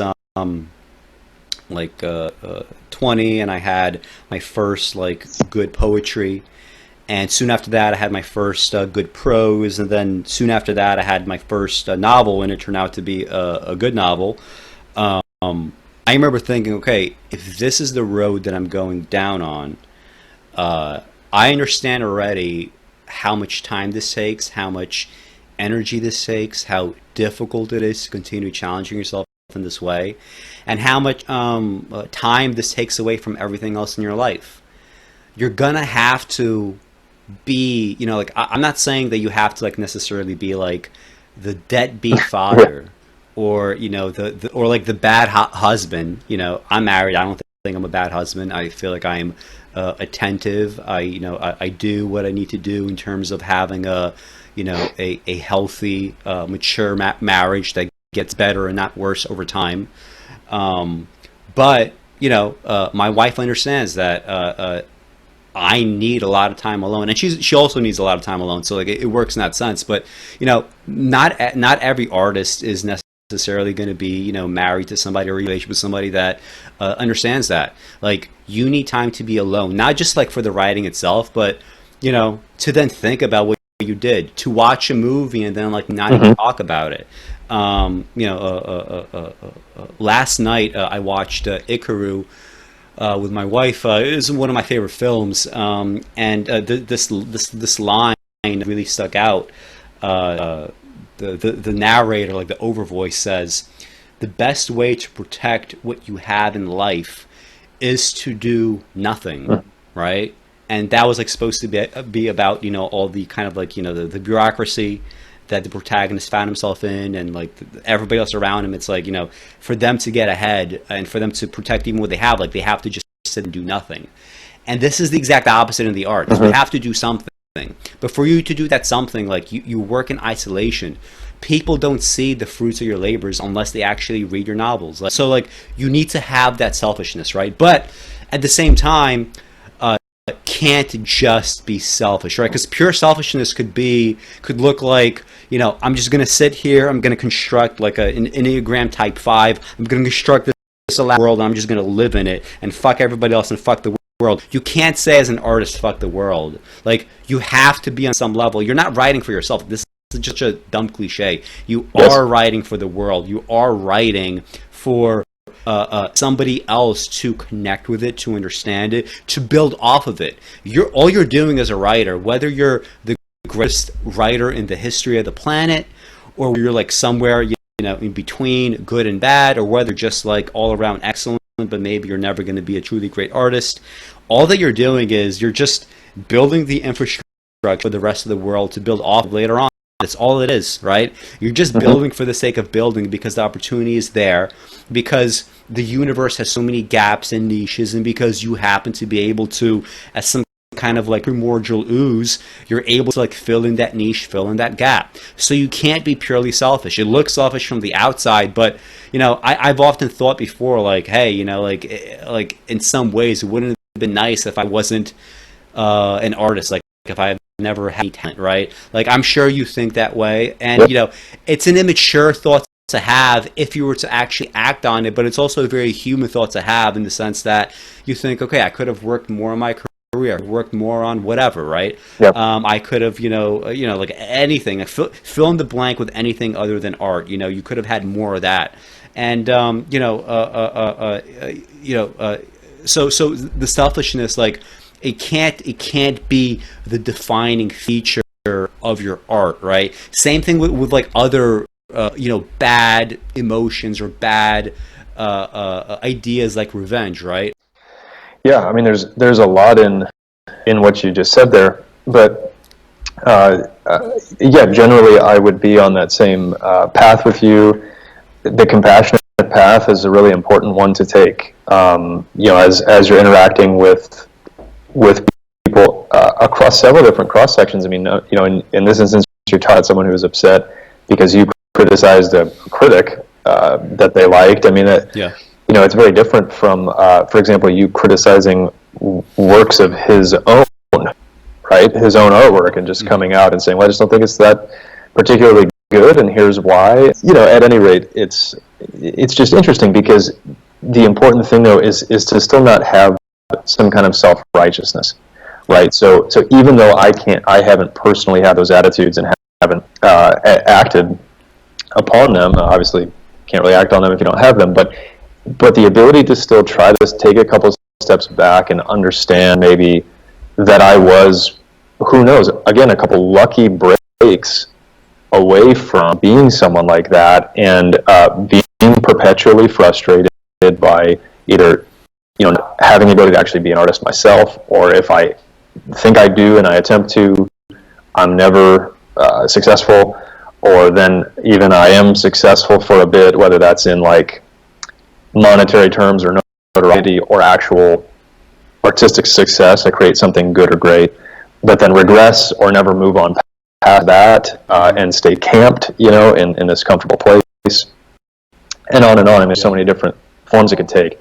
But even if you don't experience those things for yourself, the importance of the ability to try to understand it and meet that person where they're at to a certain extent, I do think is important. And then I think that doing that and those kind of attitudes hopefully create longer term more engagement from people, right? That if you're going to be the kind of person, let's say it's like you or I, who is going to try to objectively have some way to break down and put tears to artworks and claim that actually is a thing. It's not all just subjective. But then you are compassionate and you are willing to have a conversation and welcome a conversation, even with someone whose ideas you don't agree with in whole or in part. Hopefully creates a better environment for more people to engage with great art, because art is, I mean, it's one of the most ivory towered things in the world, right, in terms of elitism, but not the right kind of elitism, right? Just a desire to wall people out and claim that it's beyond most people or so and so's understanding, and never even come here to engage with it at all for that reason. So to desire more engagement, you made a point that I was going to make about this whole idea of continuing to build, and you do hopefully overcome your fears and keep improving, knowing still that, I guess I can't say knowing, but hoping and feeling most likely that you will eventually be surpassed, right? I'm still just one link in the cosmic chain. I'm going to max out my own capacities, and one thing that Maslow talks about that I relate to very strongly, I'll actually read a quote on this, is your capacities become your values. They become what drives you, and he says it this way. Let me find this real quick. Page 146. In my edition, at least. I don't know which edition you have. He says, so people with intelligence must use their intelligence. People with eyes must use their eyes. People with the capacity to love have the impulse to love and the need to love in order to feel healthy. Capacities clamor to be used and cease their clamor only when they are used sufficiently. That is to say, capacities are needs and therefore are intrinsic values as well. And I think this is an important point. To the extent that capacities differ, so will values all differ, right? So I think that speaks to some of what we're talking about here, and it eventually extends out into other things in the broader world, right? To many people, they just will never care about art at all, and part of that is because it's not within their cities. And so instead they're going to build a tech company, or they're going to be a doctor or whatever, right? And move down that road. So anyway, my final point on this too is just that when we're talking about selfishness and to a certain extent, those motives, and you still try to understand how you can be present for other people in your life and not just be a selfish bastard, all the time. Like, get away from me. I don't want to say ever, because I need to be in my cave, creating things. One of the ways in which creating and being an artist is selfish, but I think is still actually intrinsically good, and I would hope for most people that they can feel this in some way in their life, is that these experiences, the peak experiences that Maslow speaks of, are good in and of themselves, right? He talks about moving to this attitude, we're to judging this experience you're having or this thing that you're creating in any real context. You're just flowing, right? It's like Mihai Csikszentmihalyi's book Flow that we mentioned briefly in the intro, and you and I both read years ago, and spit these ideas. Same way, like a couple other books that I mentioned to you, one that we both agreed on, Drawing on the Right Side of the Brain, right, by Betty Edwards, that teaches you perception, and it's very pleasant. I mean, when you're drawing something, and the reason I didn't really move forward with the drawing is because while I did learn to draw, or learn that I can from her book and the exercises, and it is pleasurable and fun, I still don't think I'm particularly talented at it. So I made a decision to move off of that. That's another thing, right? I could have just decided to be a perpetually frustrated and upset non-good painter or non-good draftsman, because I found this and it good, but I'm not actually good at it. Another one for me is the inner game of tennis. Obviously it pertains to athletics, but it speaks to the same kind of thing that Edwards talked about, you know, a one version of a self and another version of a self, and attempting to quiet the typically more critical, you know, trying to contextualize everything that happens to you, part of yourself and your brain, and letting this other self that is, it's another thing Maslow talks about, quiet, much more easily pushed away. And it, you know, you need to fan this flame. It's really just an ember a lot of the time in our lives, because you're carrying on doing your normal thing, you know, going about groceries and work and talking to people and whatever. So you do have to be selfish to fan that ember, fan that flame, and create something from it. But it is also just very, it feels, I don't know, kind of like wholesome, I guess is a good word, right? Like you're in this experience and it's just like, it feels good. It's something in life that is positive. And you kind of just sense that. It doesn't mean you have to be working on a thing that talks about positive things necessarily, right? I think people misconstrue that sometimes too. You can be talking about, you know, negative emotions, experiences, events, but if you're doing it well as an artist, it feels good to you, and then other people eventually latch on to that and they can relate to it, and that's part of why you're doing it. Yeah, you know, when you're in this flow state, I'd say a defining feature of it is you would never, ever, ever think in the middle of a flow state like this, when you're like working at your peak capacities, you will never, ever think like, fuck, I should be doing something else now. Right. That would never cross your mind.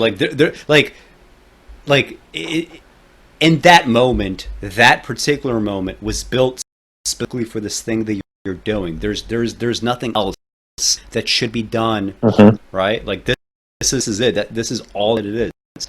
And you know, you can't always be in that state. But you know, like assuming that you write every single day, and assuming that you have, you know, some level of talent, you will probably get into a flow state level every day then. And you know, it comes and goes depending on the situation. Like when I was last week, I was just watching a bunch of movies back to back.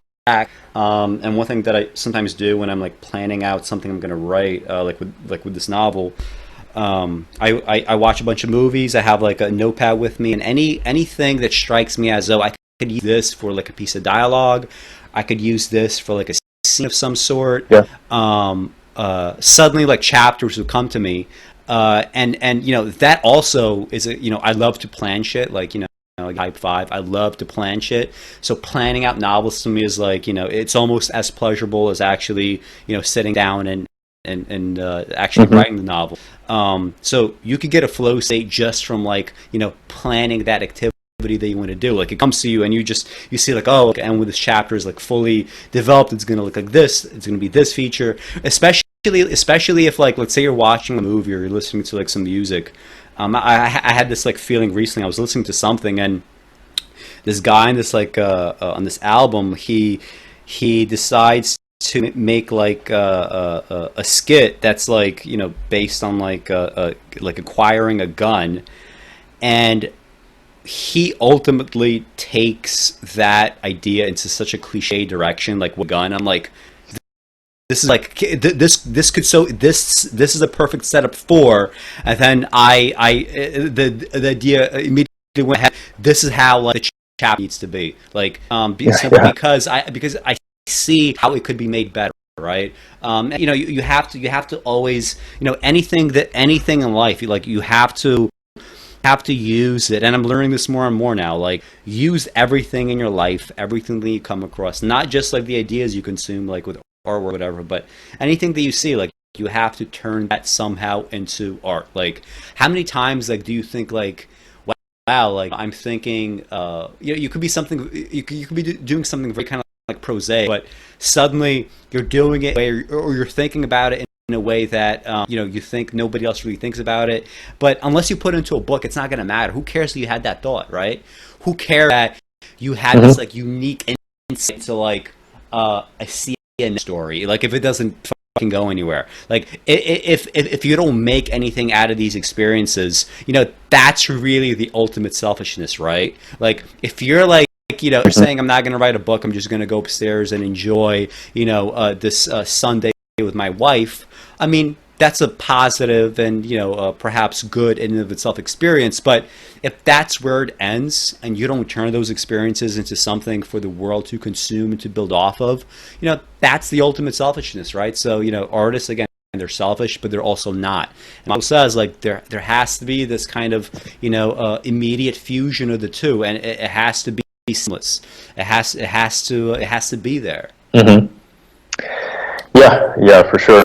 And one other point I'm looking at my notes here, just a little further down from these points that we're talking about, is another one of these resolutions. So we've talked a lot now about the selfishness, unselfishness one, but another that I definitely can relate to.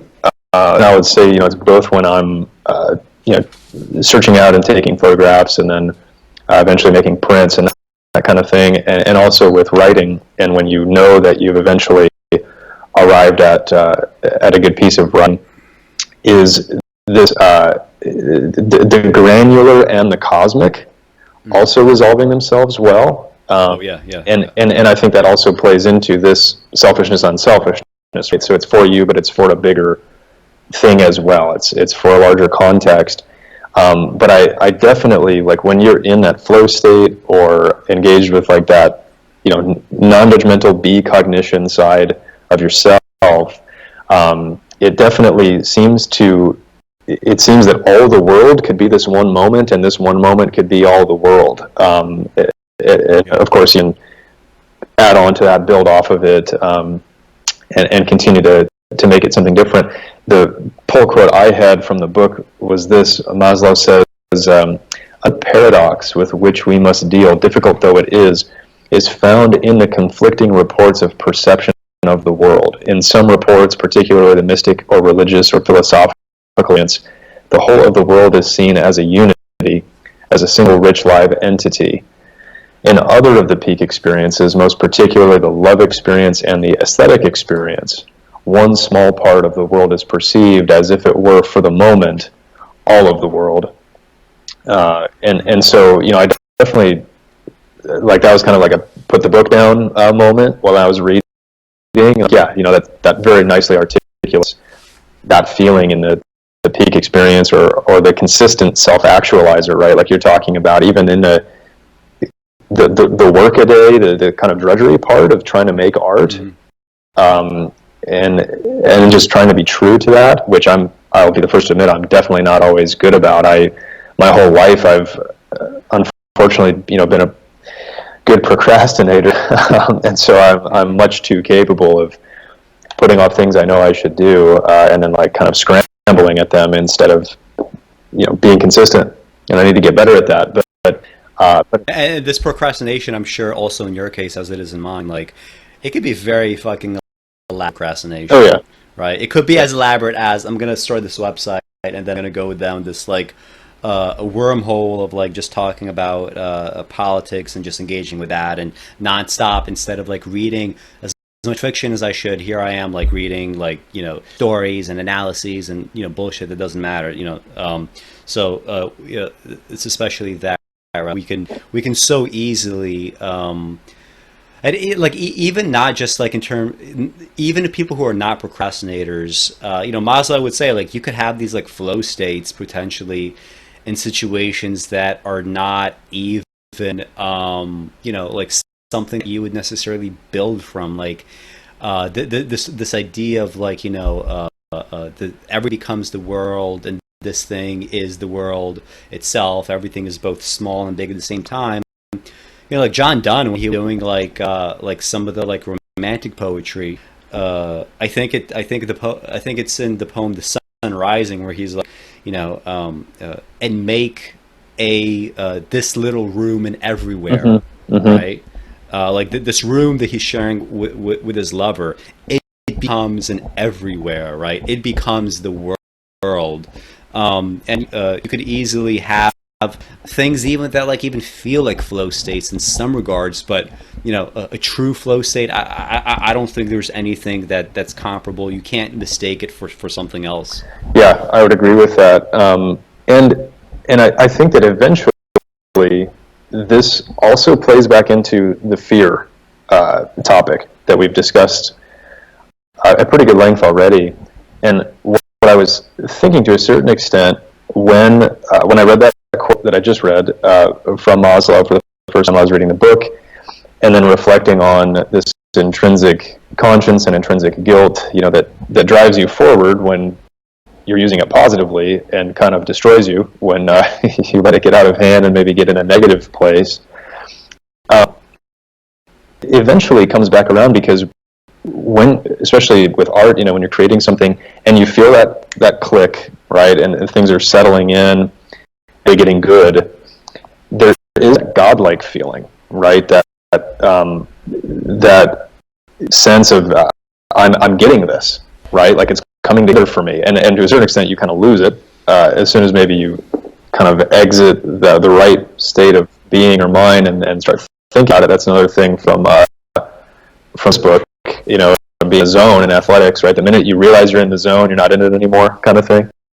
But what it made me think of, just this idea is like, wow, well, a couple things. In one, as in a unity, it made me think of Yellow Afternoon, the Wallace Stevens poem, which I mentioned to you in some of our notes we exchanged.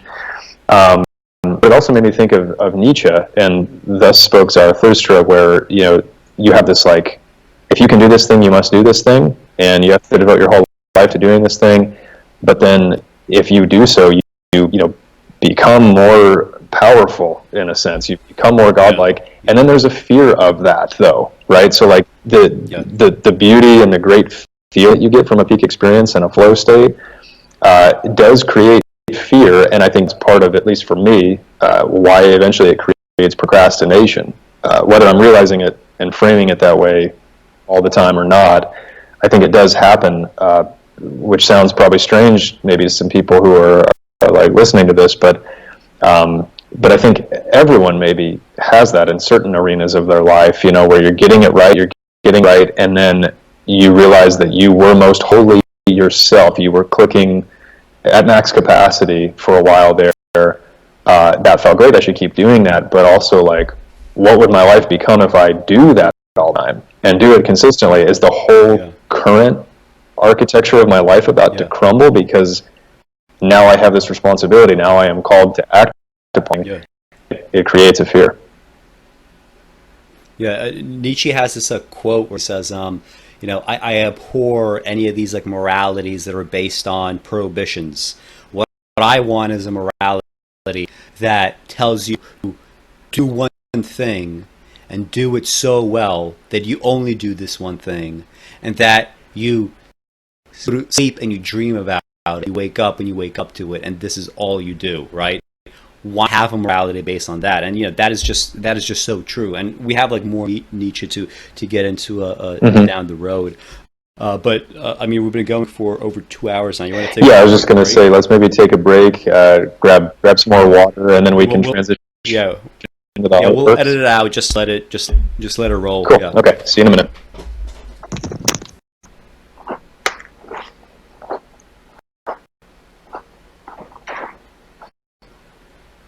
All right, so we cut off mid sentence there, but let's just get to some more of the poems and some of the other stuff we have here.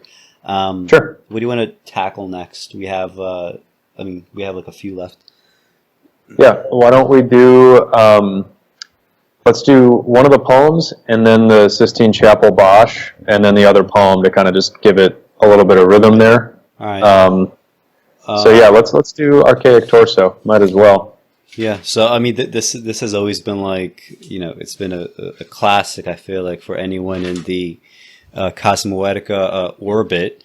It appeared. I think a couple of movies, but to me, most prominently, it figured in Another Woman, where Jenna Rollins' character was she was in a situation where she thought that she needed to change her life, which is incidentally what the poem is about and the kind of stuff that we've been talking about. So do you want to read that one? I feel like I've been reading a lot. Yeah, sure. I can read it. I have it right here. Just give me 1 second.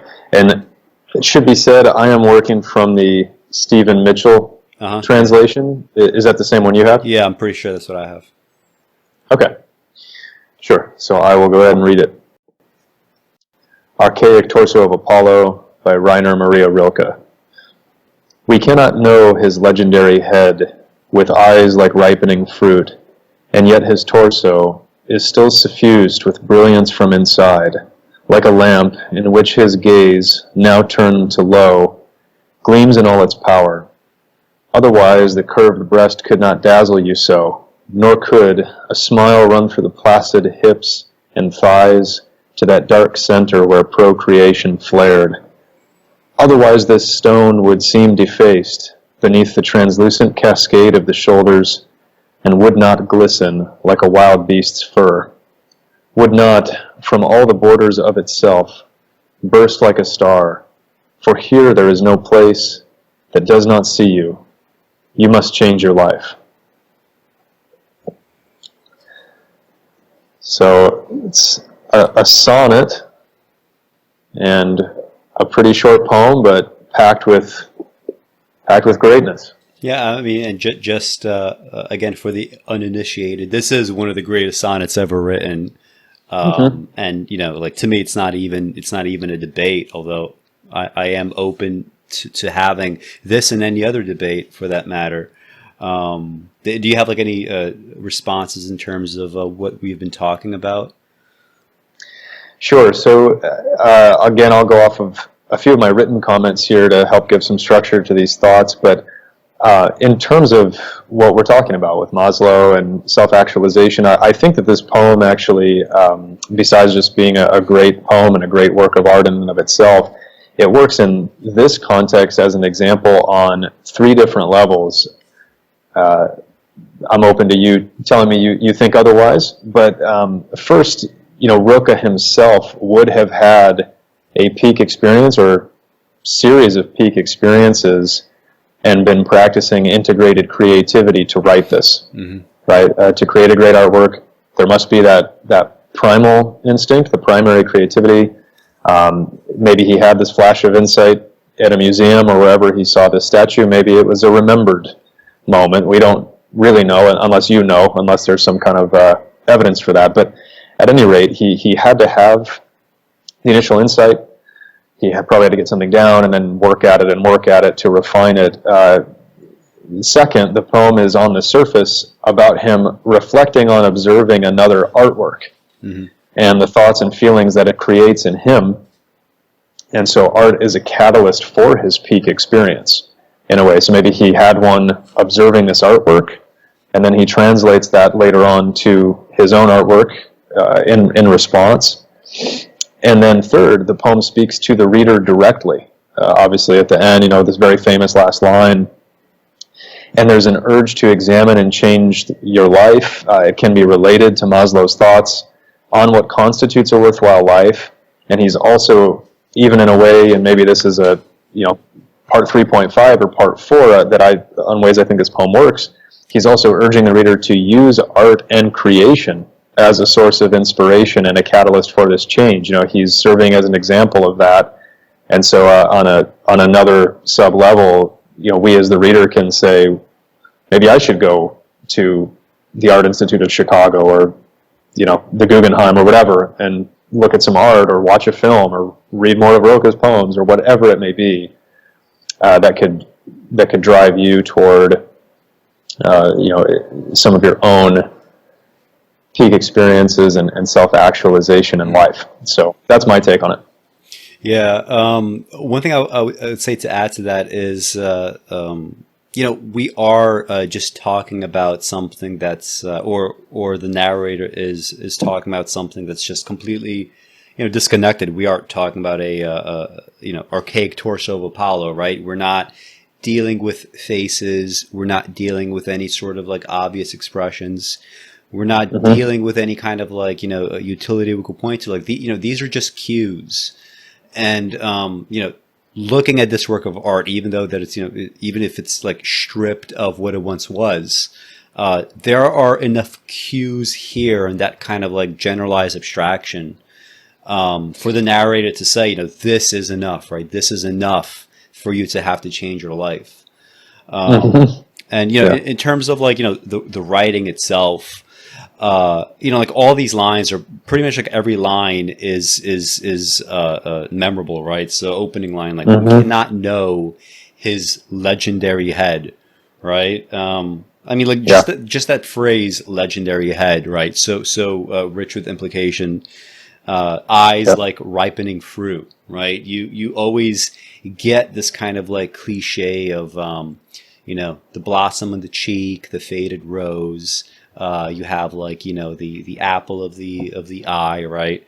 But this is put to a completely different set of context, right? There is supposed to be something frightening about this. There is supposed to be something that goads you beyond like, the kind of normal associations you would make with something like this.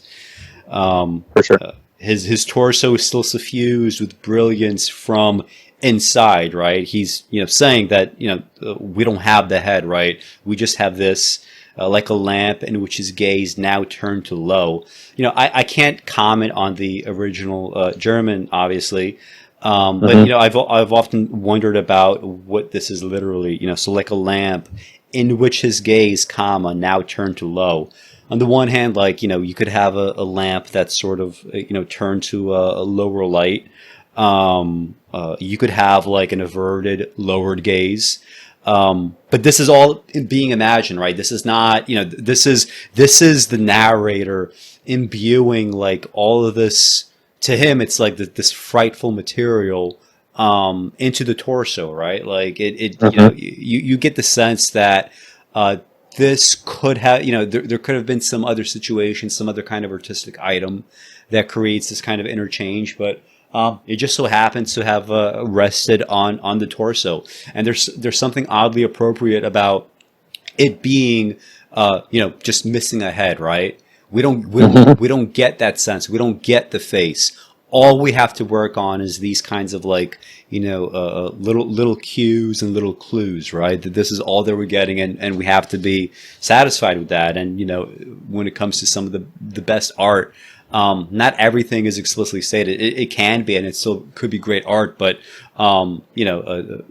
people do take this opinion all the time, right? Like you have to show art, not tell it. This may be wrong, but there's a reason why so many people believe this, and so many people believe that probably because when you look at some of the greatest examples of art, in world history, some of it is, it does show, not tell, right? And it's very easy to get carried away with that perspective.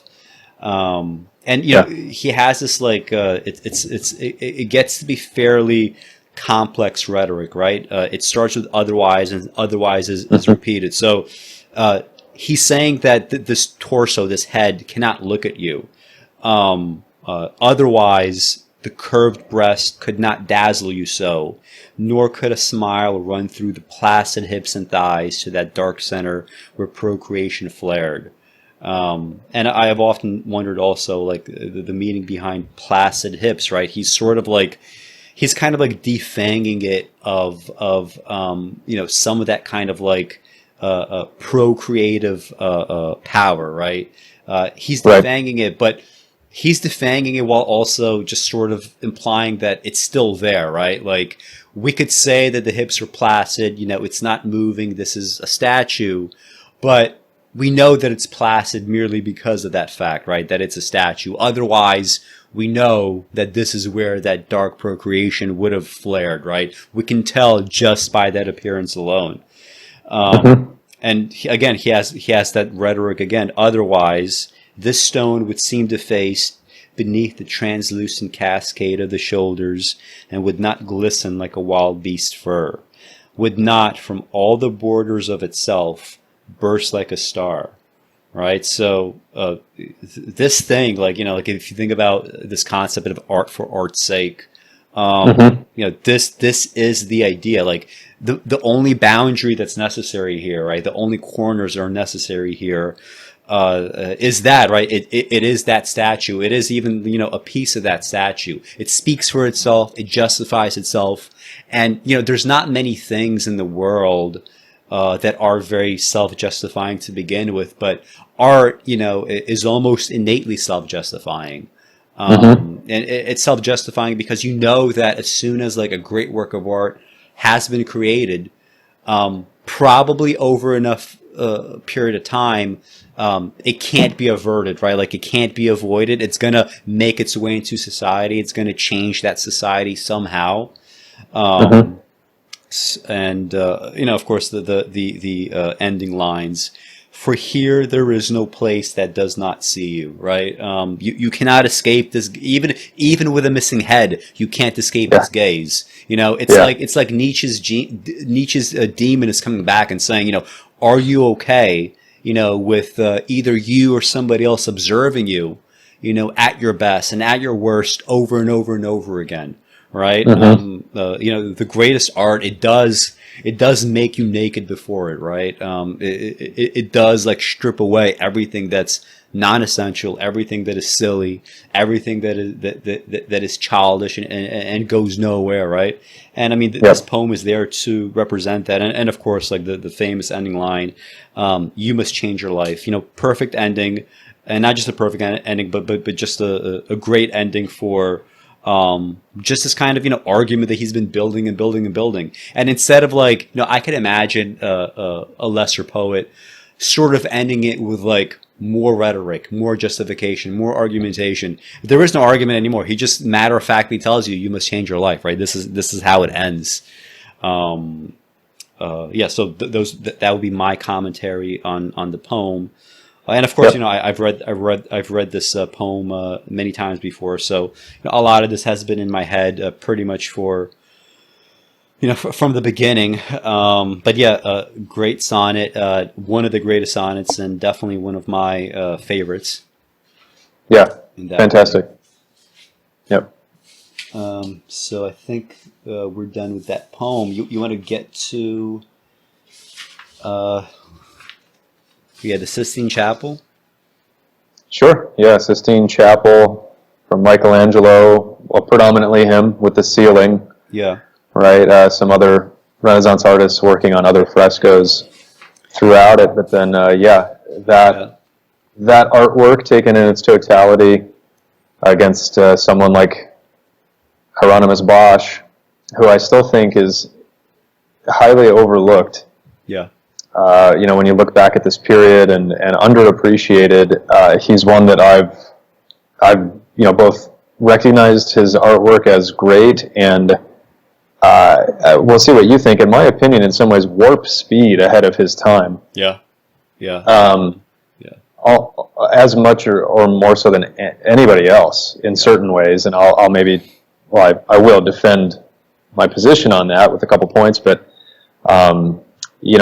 tackling some of the same subject matter in a way, but doing it in playful and novel and interesting and challenging ways. So, do you want to start with some intro on this? I'm assuming maybe, are you going to put like a couple images up for viewers to see it, or just encourage them to go look at it on their own? I might put them up, in between us talking. One thing I'll say, so the reason why I wanted to talk about this, I was going to do like a standalone video on this, but I figured, whatever, let's just do this in this conversation. I was watching some video from like a graphic designer, and it was just titled "Why is modern art so bad?" And he actually made some pretty good points in the video, as far as like we were talking earlier about like how with certain works of art, modern art, if you just, let's say, magically take away like any sense of like the person's talent, it's a problem that we could have potentially modern art that would look the same even if we like completely omit any question of talent whatsoever. Like, you know, bringing in a canvas, whether or not like you're some kind of great philosopher and you have some wonderful idea you want to make with a blank canvas, that in terms of artistic talent takes no artistic talent, right? So there is no logical way to distinguish between some modern artworks that are the product of talent versus not. And if that's the case, that kind of calls the entire thing into question. His like contrast, right, with modern art, the example that he decided to go with was the Sistine Chapel. And, you know, this just like, you know, it caused, you know, me to like roll my eyes. Not that I think like, you know, the Sistine Chapel is like bad art and, you know, Michelangelo was like bad at what he did. You know, that's not true. It's just more so that it's such a kind of like trite example. When people think of like, you know, what is an example of like, you know, a human achievement, you know, it's very natural. Like, oh yeah, Sistine Chapel. And this strikes me as like the wrong way to think about it, because the kinds of implications that are, you know, just associated and rich with the Sistine Chapel, they kind of take you down the wrong path. So like, first of all, the fact that it's just so vast, right? That kind of gives this unnecessary thought, right? That, hey, you know, because it's so vast, like talent is sort of innately associated with, like, hey, can you make a painting that's like 12 feet by 12 feet? You know, wouldn't that be wonderful? I mean, I guess, but that doesn't strike me as very relevant, right? So there's like an incorrect association there. The second part of it is that you alluded to in your discussion of Bosch. You know, Michelangelo at his best was a great artist, but he was also kind of like very limited by his time period. He was very limited by the kind of content and the kind of, you know, the ways that he was like interpreting religion. You know, he was clearly very, very talented in the purely technical sense, right? But okay, so I'm gonna just pull this up here as I'm talking about it, and we're gonna put these images up for people. But so okay, so I'm kind of ignoring the Sistine Chapel in general. I'm just looking at the, you know, the most famous part of it in the very ceiling, the very top, which is the birth of Adam. And so first of all, I think this is by far the best part of the this is the best part of the painting. And the reason why I think this is the best part is there's a lot of tension here that is just necessary for the arts, right? We don't know for a fact whether this is Adam being born after being touched by God. We don't know if, and you sort of get that sense where he's sort of kind of like, he looks like he's maybe just awaking. We don't know if the fingers touching was like the moment of ensoulment, right, where God provides a soul to Adam and he was already a body before. And the fact that we don't see the fingers touching, I think that's so critical to make this work. Like, imagine how much lesser this piece would be if they were like holding hands or something. Yeah, right. Like exactly. just or like imagine like Christina's world with like at the edge of Christina's world, at the edge of that painting, you see like just like a hint of a wheelchair, right? Like it just wouldn't work anymore, right? The reason why Christina's world works is there is something existential about her struggle and her inability to get to wherever she needs to get to across this expanse of grass. Here, the ineffable part is we don't exactly know what's going on with this touch. We don't see it, but we feel the tension. We feel the power, right? And you know, this is an example of like a great artistic decision, right? This is a legitimately great artistic decision. But when I look at the rest of the Sistine Chapel, I just don't, I'm looking at it now, I just don't see anything there. Like, outside of the birth of Adam, everything else, like, in the way that it's portrayed, they're fairly trite representations of, like, well-known biblical stories. And I guess it's kind of different that, like, you know, Christ is presented almost, you know, looking like a wrestler. But there's nothing inherently, of artistic value in the way that I just described. There is no moment of tension. There are no decisions that really stand out and are memorable. I think there's a reason why of the Sistine Chapel, like the most famous portion of it is the birth of Adam. Like, it's not a coincidence. When we were talking about how society over time just makes these kind of artistic decisions for us, like what are the artworks that we're going to allow for down the line. Time has sort of made that decision.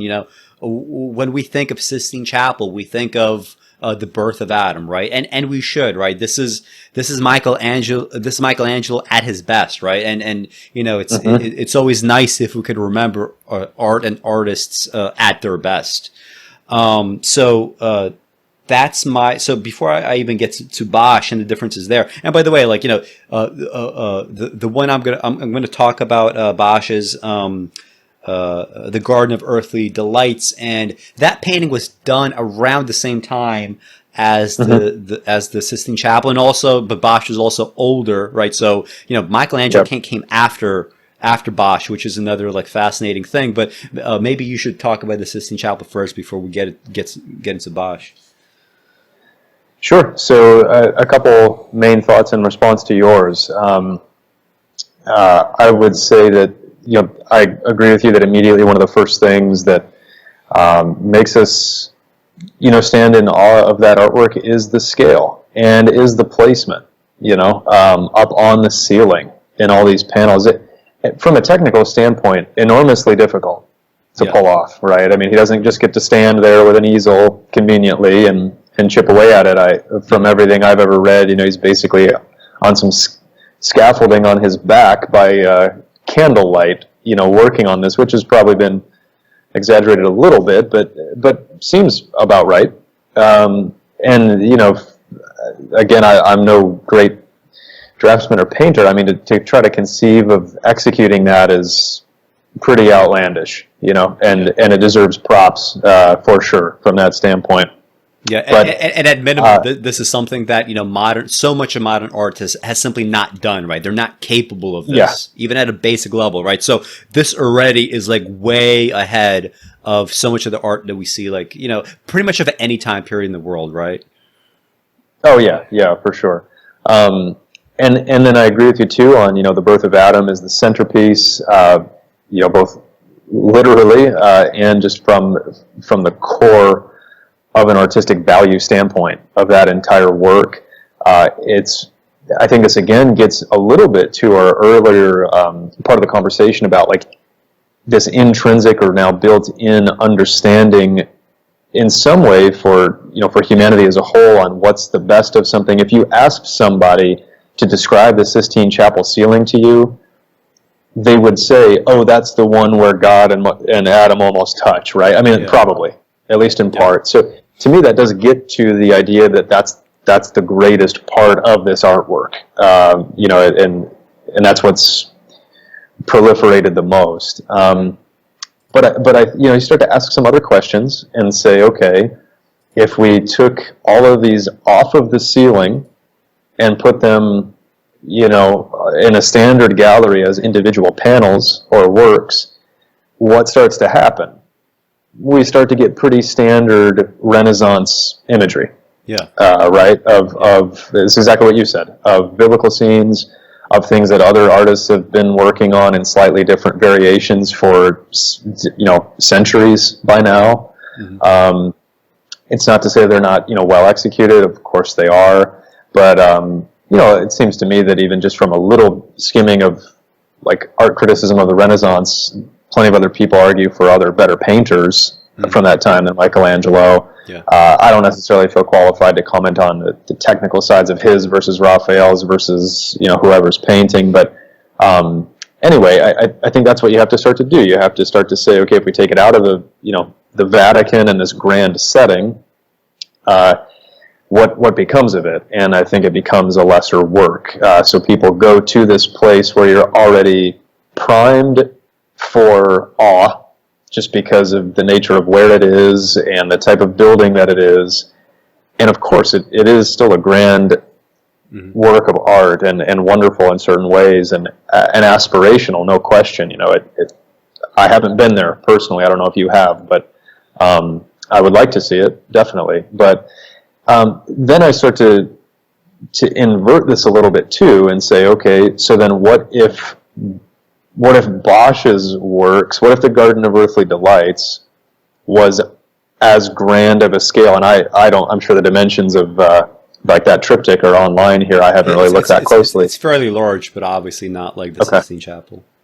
Yeah, so it's large, but not that large. But if you take that and put it up on the Sistine Chapel ceiling, you know, it kind of expands it, but it doesn't need to be up there. Yeah. You know what I mean? Like it just, the ideas come through and they're communicated. Obviously, as you just said, it already is a somewhat large-scale work. I'll give you another good example of this, and then maybe we can talk about Bosch specifically. But I remember this same kind of feeling when I was in Florida some years ago, and I went to the Salvador Dali Museum there in St. Petersburg, and they had a Picasso-Dali side-by-side exhibit going through the whole museum. So it was actually a great opportunity to see a ton of both of their work, you know, near one another and kind of intertwined. And they had a few of Dali's largest ever works on display. And I think you can still argue that they're great works, but I remember, you know, standing back from them and being like so in awe of the simple scale of the thing that only later was I like, but was that the best painting I saw there of his? You know, like it feels like it in the moment in a way, because it's kind of inconceivable that he could have, and in his case, you know, it's all from imagination too. So it's just like wild that this is what came out of his brain and his hands. But anyway, you get what I'm saying there. You know, it contributed to, at first glance, like just a visceral reaction and evaluation, and only later then can you step in with some more, you know, cogent thoughts on the thing and really evaluate just the ideas being communicated there. So, yeah. Yeah. I mean, I think that's right. You know, like one thing that I noticed though is that people, they do kind of like, they do try to hide behind this idea of scale, right? Sometimes, you know, sometimes there's like justification. Like I'm sure seeing a Dali, like, which is already like a great work of art, in like some kind of tremendous scale. Like first of all, it would be very different from the ways that I've normally seen it, right? If I, for example, like I'm not sure how, I forget the name of the painting that has like, it looks like these elephant-like, camel-like figures. Like I can imagine if that being like, you know, 5 times the size of me, that would be, you know, pretty incredible to witness beyond like what I've seen. But you know, you should be able to put things in miniature, right, to see it on a small screen or whatever, and get a sense of, you know, this is either badly done or it's you know, well done. I did see, you know, a bunch of I was in Amsterdam a couple of years ago, and I saw at the Van Gogh Museum, you know, some of the most famous works by Van Gogh, and physically, like the way that he just manipulated paint in terms of like putting it on almost as if it's like, you know, cement, right? Like making sure that the physical layering of it, caking it on, that it's jutting out of the canvas, that you could physically feel it if you touch it. It would be very rough and it could cut your fingers. That definitely enhanced it, right? And even now, like if you go to like, you know, wiki art or something that lets you really like zoom in nicely, that, you know, the physical sensation that you would imagine what the paint to be like, that I think that has some, you know, importance to the artwork, right? That you don't necessarily see if you're to look at a painting like on your phone or something. But For sure. you should be able to tell, like, you know, when we look at the Sistine Chapel and we look at everything outside of the birth of Adam, it's just pretty trite, right? Like, and you know, on some level, like, I wonder what Michelangelo himself thought of this, because, you know, he did say over and over again that, you know, painting is like a lesser art form. For him, it was like, you know, like sculpture was like the thing. Right. I'm not sure of his like literary opinions, but, you know, who knows? But, you know, to him, like, sculpture was a thing, and you know, I just wonder if, like, this is just the equivalent of, like, you know, like a paint by numbers, but people don't normally get to say that because this is just kind of like hammering you over the head, like, this is great, this is great, this is great. This is kind of like an apex of human achievement. So, you know, this is why, like, in that video when he decided to use Sistine Chapel, it's like, you know, you could use that example. You know, it's an example that everybody knows, but there are better examples of human achievement, specifically from the perspective of artistic achievement, which itself is like beyond mere, you know, technical know-how. Sure. And another thing in that video that sort of bothered me is, so he titled it, "Why modern art is so bad," but the thumbnail, and he probably didn't even understand that this is not analogous, right? You can't just make this transition. The thumbnail text said, "Why is modern art so ugly?" You know, the two are completely separate questions. Like, the idea of, you know, beauty, what's gorgeous, you know, whatever, that's a completely separate question from what is a great work of art, right? Yeah. Michelangelo is beautiful, right? Michelangelo's David is beautiful, right? It's a beautiful body. You know, it's exactly like when I think of, like, oh, what is an ideal male form? You know, I would say that, right? This is beautiful, right? It's muscular, but not too muscular. It's clearly athletic. It's clearly healthy. It's well proportioned. He doesn't have the kind of, you know, modern, you know, bodybuilding pecs that are just kind of, you know, look much more feminine than masculine. Although people could be upset hearing that, it's just true. So to me, like, David is like an ideal male form, but it's definitely not even close to being like the greatest sculpture as a work of art, right? Right. It's probably not even the best among Michelangelo's sculptures. I think probably the Moses sculpture is even better than the David, but you know, one of them I think is more beautiful in this kind of generic sense. And there's also other things that we could say about beauty that are kind of counterintuitive. So, like, you know, behind me I have the poster to The Killing of a Chinese Bookie, you know, one of my top 5 favorite films, maybe my favorite film, period. And I would say that it's a very beautiful film, despite the fact that, you know, the lines, like the dialogue, it's not, you know, very poetic dialogue. The shots are not like Antonioni style shots, right? So they're not like beautiful in the classic like cinematic sense. But there's so much beauty in like when Ben Gazzara's character like stands in front of his crowd, like near the end of the film, and he's talking about Rachel who leaves the club after like they get into like an altercation and he gets shot, and he visits her at her house. You know, he stands there and he says, you know, she was black and she was beautiful, and I loved her, and I drink to her. And you sort of see him like just standing around, and you're wondering what exactly is going through his head. So he's been shot and he might be dying, who knows. He has just had this like very long, over the top night, and the thing that he's most concerned about now is this moment of like he's trying to perpetuate this thought of Rachel in his head, and he knows that he can't quite keep it there, right? There is some kind of beauty there in, you know, in this kind of like transience, in this kind of loss, in the same way that, you know, in a traditional objective sense, I guess a beautiful 20-year-old woman is more beautiful like in the biological sense of like a 40-year-old woman, but a 40-year-old woman has an advantage that a 20-year-old doesn't have. Like, she could have some weathering on the face that shows, a maturity and turmoil and reality that is itself its own kind of beauty, right? Sure. As a 35-year-old man, you would probably be like very turned off by the thought of like an 18-year-old girl, right? But you might have, desires for a 40-year-old because there is some sort of affinity there, right? That is necessary beyond like just mere physical presence. So that's another kind of beauty. Like, imagine beauty. Like, I think some of the most beautiful stuff in the world is it's material that has like a hint of ruin to it, right?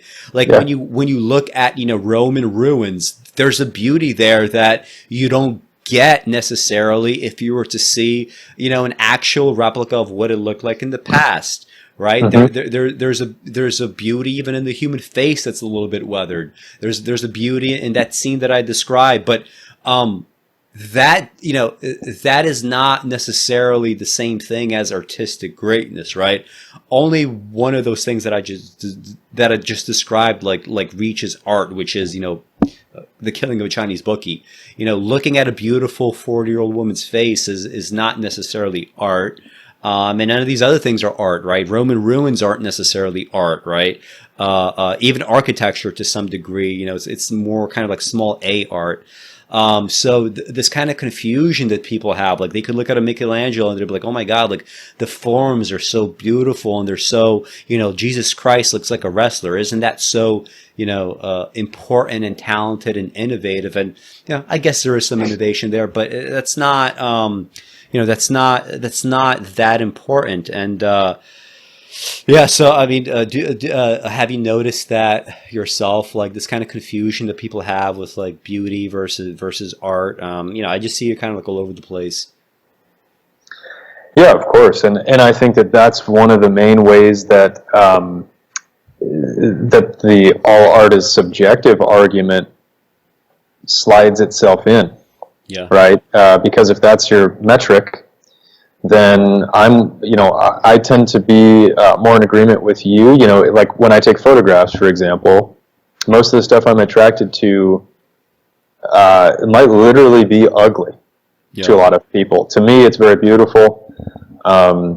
There's something about this thing, and I'll sit there and look at whatever, a twisted piece of metal, and part of the beauty to me is that it's now discarded, it's set aside, but in my brain I start to retrace, what the life of that piece of metal would have been or something, right? Okay, think about all of the things it's gone through, the people who have interacted with it or created it or used it for a while and now it's set aside, and like there's so much to that to me that constitutes beauty. To a lot of people it wouldn't, and so, yeah, when you make that your top or toward the top of your list of things that boxes you're trying to check, to determine whether an artwork is good or great, you're going to run into some problems there. I'll use photography again as an example. There are plenty of beautifully made photographs of beautiful things. Doesn't make them particularly, worthwhile artistically. And so on and so forth. I mean, some of my very favorite photographers and photographs, it's grainy, it's grungy, it's grimy. It could be of a thing that's in decay. I mentioned to you maybe before the photographer Edmund Teskey, who, used this a lot in his work and purposefully manipulated and in ways mauled his prints, but ended up with something gorgeous out of it and wholly unique, and I think great. So, I'm in agreement with you there. To me, Bosch is also beautiful. If we want to transition to talking about his work, I do think it's beautiful. But again, not in a traditional sense. It's not maybe as straight on beautiful as Michelangelo's modeling of his figures and whatever else. But I do still think, Bosch clearly had a ton of technical talent. From what I've read, and I don't know if this to be 100% true, But he painted in oil on wood panels, and he also purposefully did not put layer upon layer upon layer of varnish over his finished product, because he wanted some texture. He wanted some kind of a roughness to the work, and he also, whether he was doing this consciously or not, that shellacking over and over by a lot of other artists on their wood panels was meant to show that perhaps this thing had been divinely created. You know, it was more perfect. It was more whatever you want to say. You know, like it just came this way, straight from the heavens or something. Yeah. And he cast that aside for the most part. And so, you know, to me, maybe I'll read a few of my comments on his stuff. So I think Garden of Earthly Delights, and it sounds like you're going to talk about that one, probably his greatest work. Just immense to me in terms of the ideas, in terms of the ingenuity, the humor, the playfulness. You know, I get the sense of him, you know, chuckling to himself at least a little bit, you know, drawing and painting some of these forms on there. I think some of his other works too, you know, The Last Judgment, The Temptation of St. Anthony, Visions of the Hereafter, Christ carrying the cross, prime examples of his mind and his style. And so to me, you know, the works are great in and of themselves, but I think it also shows the greatness of Bosch as an artist, because he presaged so many other things with these works. You know, you see something like Van Gogh's style, right, with that rough texture that he left there. You see surrealism, you see Fauvism, you see you see like Chinese, like, you know, a painting and ink painting, and you know, like I'm just looking at the left panel now. So the left panel of a Garden of Earthly Delights. So like at the very, you know, top of it. So at the very top of it, this, you know, this looks like it could be, other than like the fantastical elements of it, it looks like it could be, you know, from like a Chinese, you know, painting, like, you know, one of those like many classic paintings depicting, you know, like poets like Li Bai, right?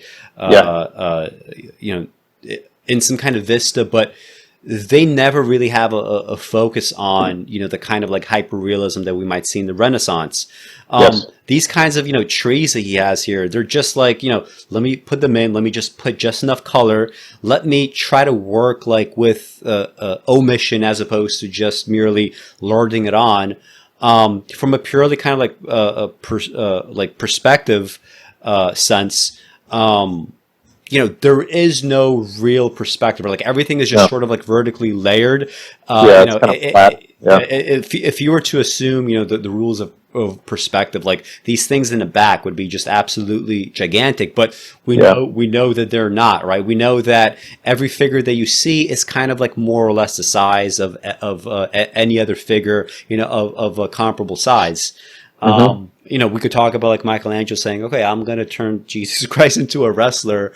He says, I'm going to put Jesus Christ into the creation myth. And I'm going to have Adam just sort of like sit, like lie down here essentially. And I'm going to have him like very nervously kind of like wrap his feet around, you know, the robe of Jesus Christ. And, you know, I see some analyses of this painting, and they're like, you know, that Adam is looking lustfully at Eve. I don't really see lust. I see kind of puzzlement. I see, you know, perhaps amazement. She's looking away. He's looking. Jesus Christ is looking at the viewer. And an interesting thing about this painting is, you know, all the stuff that Bosch is known for in terms of like the hellscapes that he makes.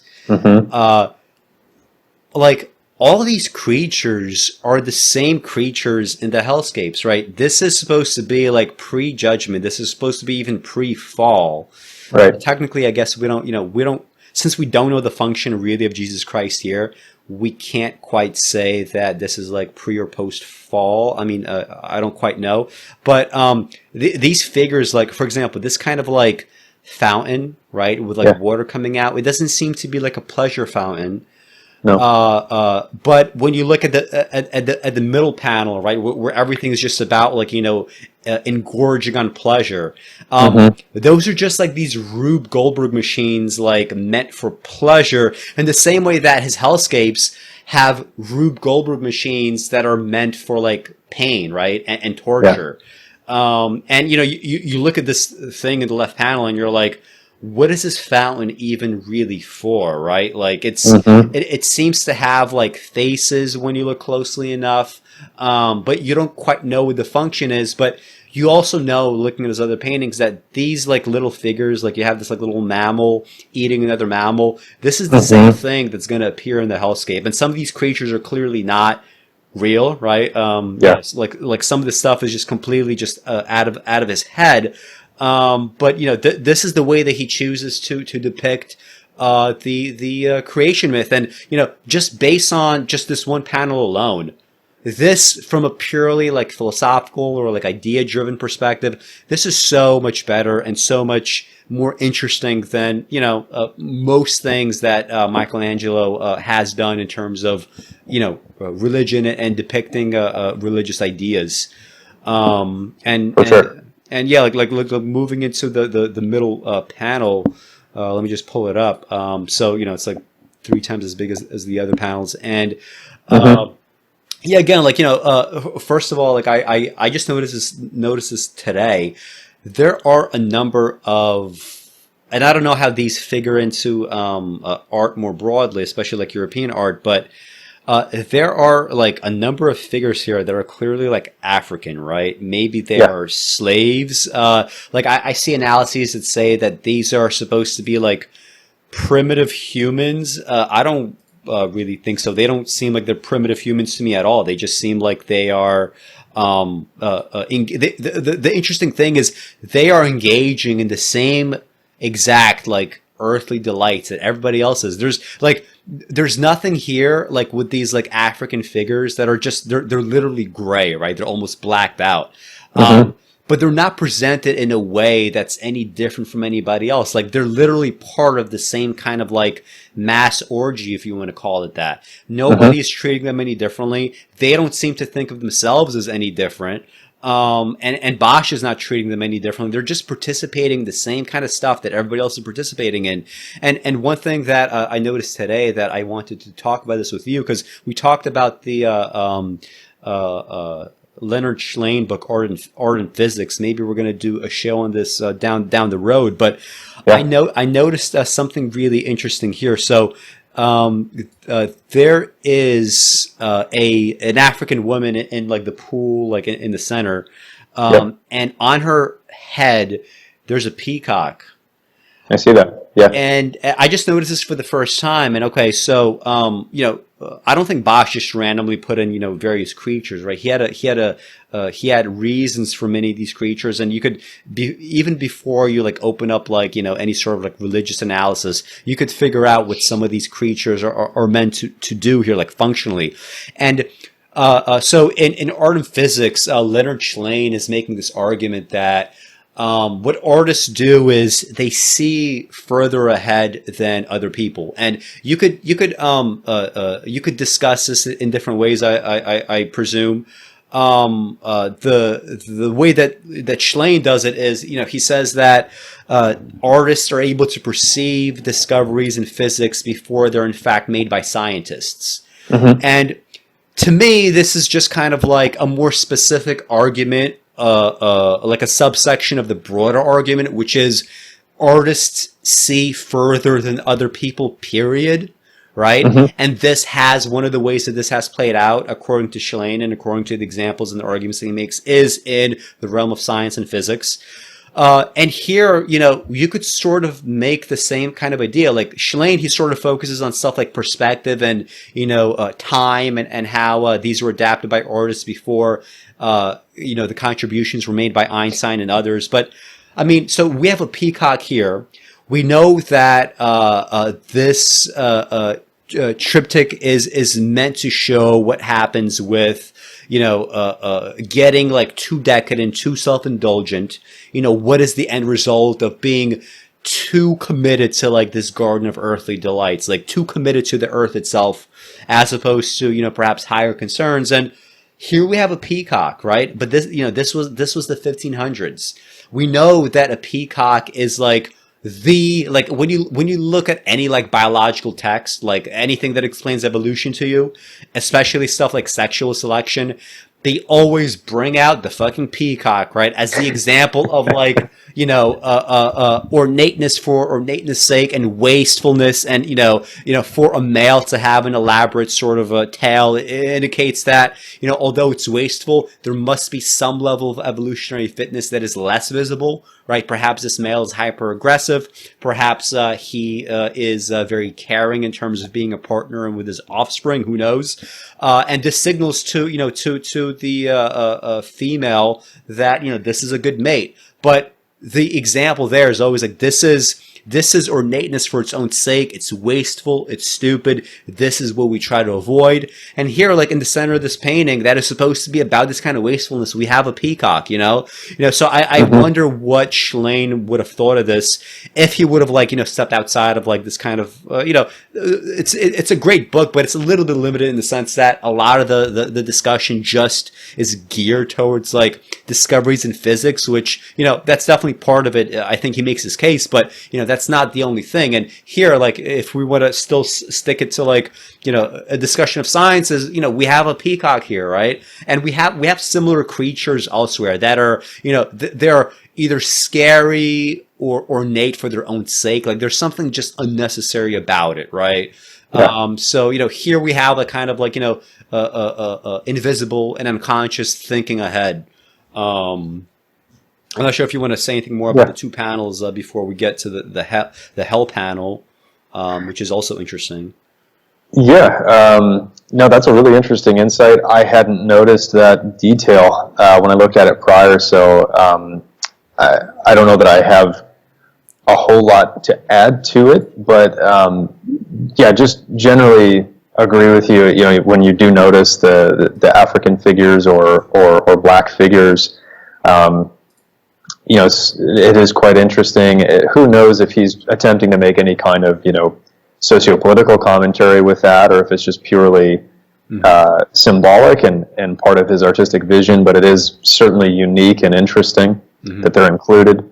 And yeah, you have, even maybe my final thought, and then we'll move on to the hell panel, is like, you can feel the direction this is going in a way, right? And but it doesn't quite go there, and so he leaves you, you know, with this as an artwork unto itself, but it does set up the next panel. You know, we see someone being, what looks to me, you know, borderline consumed by a clamshell, or like, you know, it's closed in upon them. You've got. Are you talking about the hell panel, or still on the I'm still on the center panel. Exactly. Yeah. And you see like pearls, like you see pearls coming out of it. So like he's getting something of like, you know, like, oh my God, I'm getting, you know, money out of this. I could sell this shit. But you know, it's this you know, like there's like an advantage here that later on, like, we lose all advantages in the hell panel. Yes, exactly. So right now it's still working okay. Even things like if we're talking about the fountain in the first panel, and in this panel, you know, these several figures here, you know, I guess it adds up to be 5 other like little huts or houses or domes, but they're, you know, they're simultaneously like intriguing and sort of beautiful, but a bit hellish, you know, like they're spiky and they're weird and just again, a bit of a preview into what's going to come next when this all collapses. But again, just, I mean, he's in his own territory here for the painters of this time. So it's just great. It's amazing. And you know, like this is even more detailed than the Sistine Chapel, right? Yeah. But that detail is just like detail for detail's sake. Oh, what are we supposed to do? Okay, well, you know, I have some religious people to satisfy, so, you know, let's just do classic stories from the Bible, get this over with. Here, you have even more detail, but all these details, they are taking you somewhere. Like, there's a reason for them. Like, I'm looking at the very left. there's this kind of weird, it looks like a flower that's kind of blowing a bubble of some sort. Yeah. But this bubble, like it has veins in it. It's almost as if, you see like the veins in a leaf. But this would also be like the veins you would have like, on a lung or something. And inside this kind of like, ensconced in this kind of, almost like perfect kind of, environment, you have, the two figures. I don't think it's like Adam and Eve. It's just two random figures. And they're clearly, lusting after one another in some way. Right below, though, you have this kind of disturbing thing where you have like some kind of mammal with a tail. Looks like it's not a rat. Maybe it's some kind of piker or something. And you have like a man's face coming out of it, and and is observing it, right? Because this animal, like, it's kind of cute. It doesn't seem to be a threat in any way. I assume this is like a very clean kind of location, given the nature of the painting.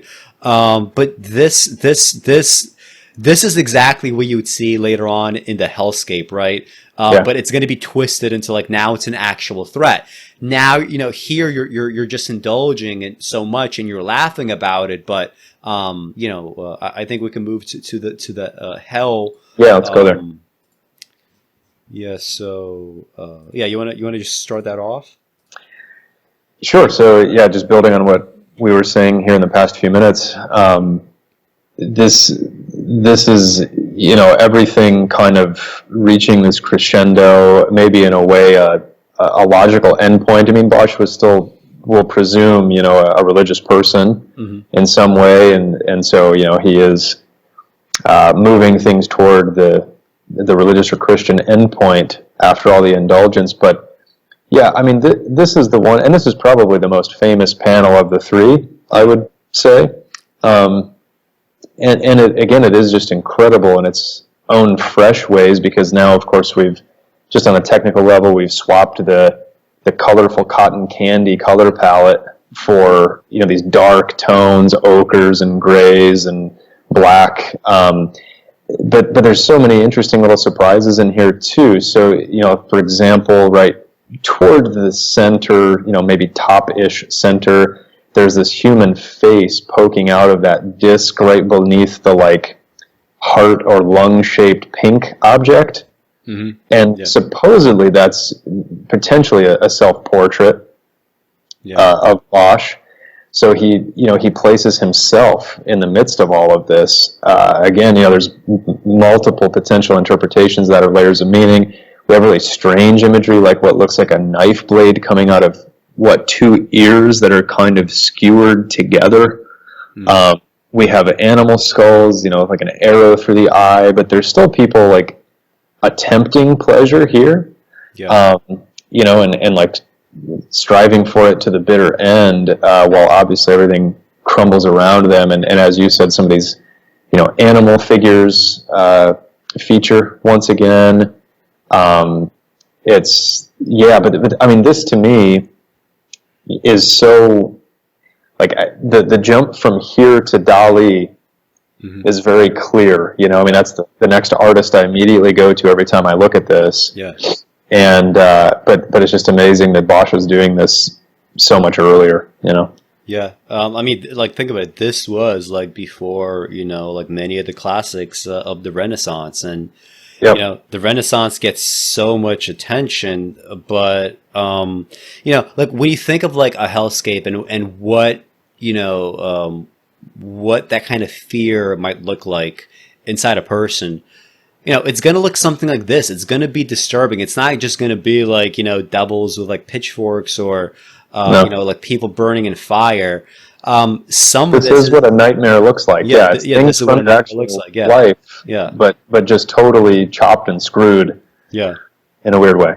Yeah. Yeah. And, and like, just like we had those Rube Goldberg machines designed for pleasure in the previous panel. Here, they're just designed for pain. Like, you look all the way at the bottom and you have that kind of bird, that big blue bird sitting, I guess, on this kind of weird throne. I mean, like, what's going on there, right? Like, we have essentially like, okay, so you have this like green figure, and his hands are tree branches, and he's grabbing like the tits of this like lady, and she looks like she's pregnant actually. So he's grabbing her stomach, he's grabbing her breast, and it's like a tree branch grabbing it, right? So that's pretty sinister. You have this like weird mammal that's like right next to her.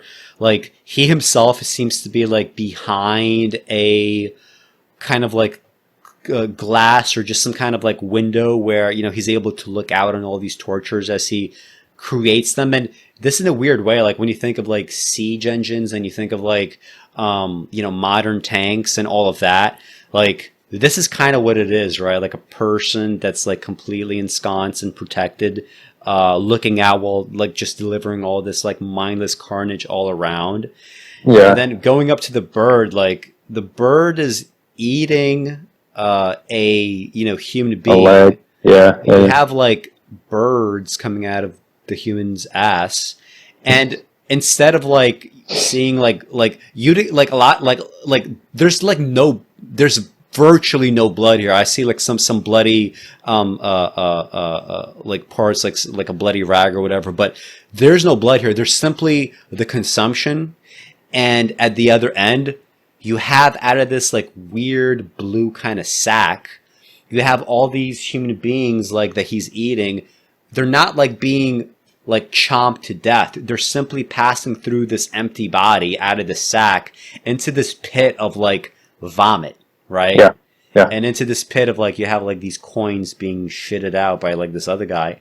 And you know, and you have like, you have some woman who's like, she seems to also be part of this torture, and she's just saying, you know, like she's holding back the guy's head as he's vomiting into the pit, and she's like essentially saying like, okay, like, you know, this is just our function, like you're vomiting and I hold your head.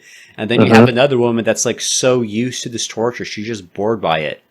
So, and all those like cute animals are kind of like weird from the other panels. Now they're being put for like a use of torture, right?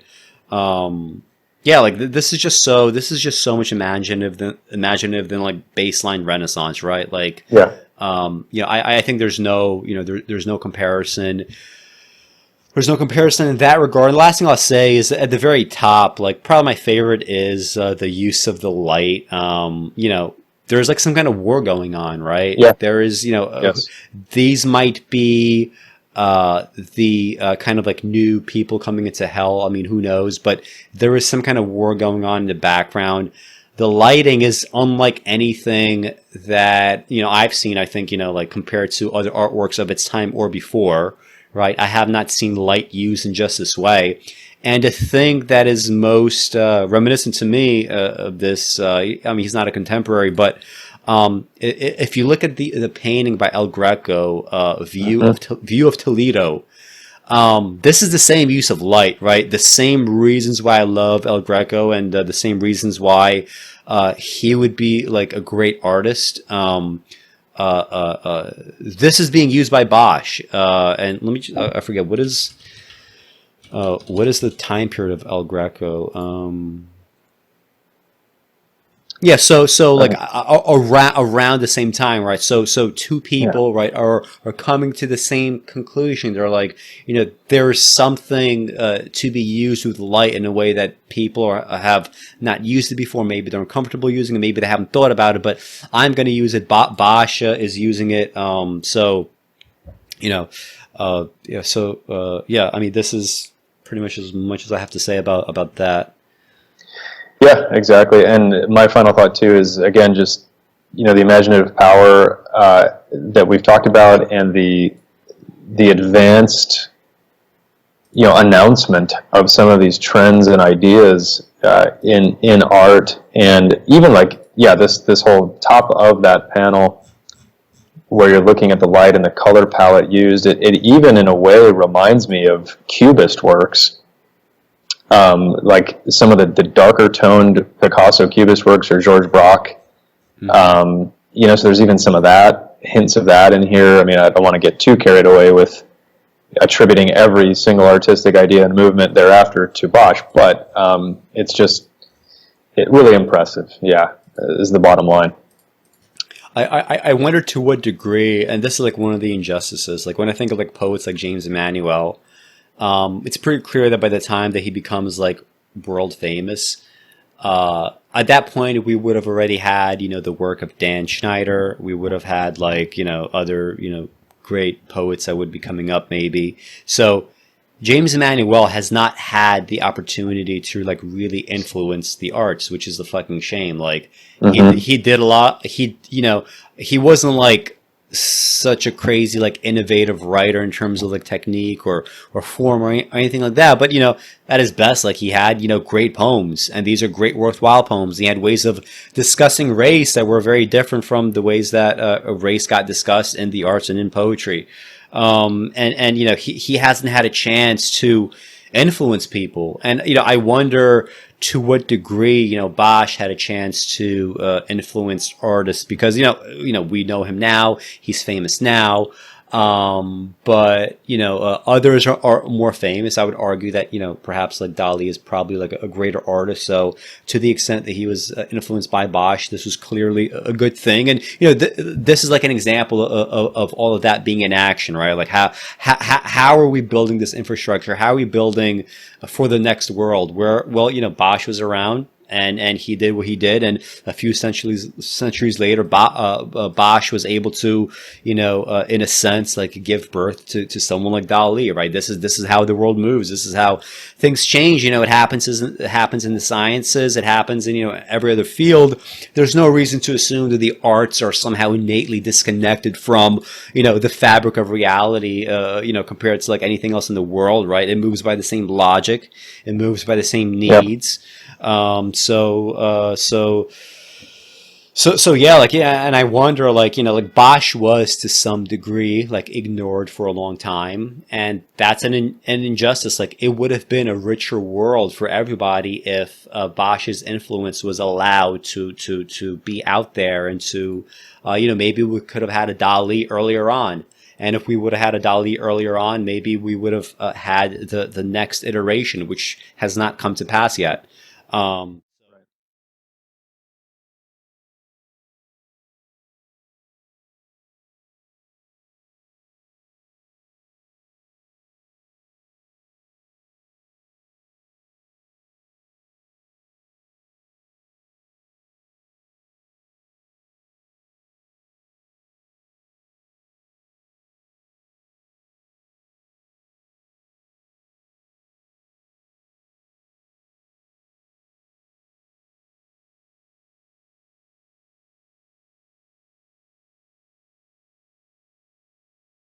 Let's just go to Stevens. So, I mean, like Wallace Stevens, very formative for me, right? He was like one of the. I remember like Wallace Stevens when I finally understood his poetry. Like a lot of stuff started making sense. Like with poetry in general, like when it comes to like the best poetry, especially like modern stuff that is could be kind of hard. It's just kind of like learning a new language, right? Like once you understand what the references are, once you understand what the techniques are, once you understand, why certain things might be phrased a certain way, everything just kind of opens up. So I'm glad that we're able to discuss this poem. Yeah. Do you wanna read it, or should I? Why don't you read this one, since I read Archaic Torso of Apollo? Before you do, though, I mean, you probably would have mentioned it or linked to it, but you have a nice essay on your site on this poem. Yeah. So Yeah. I actually reread it this morning just to see like if my mind changed, and in fact, like compared to the essay, like my I kind of view it a little bit more darkly, I guess, than I used to.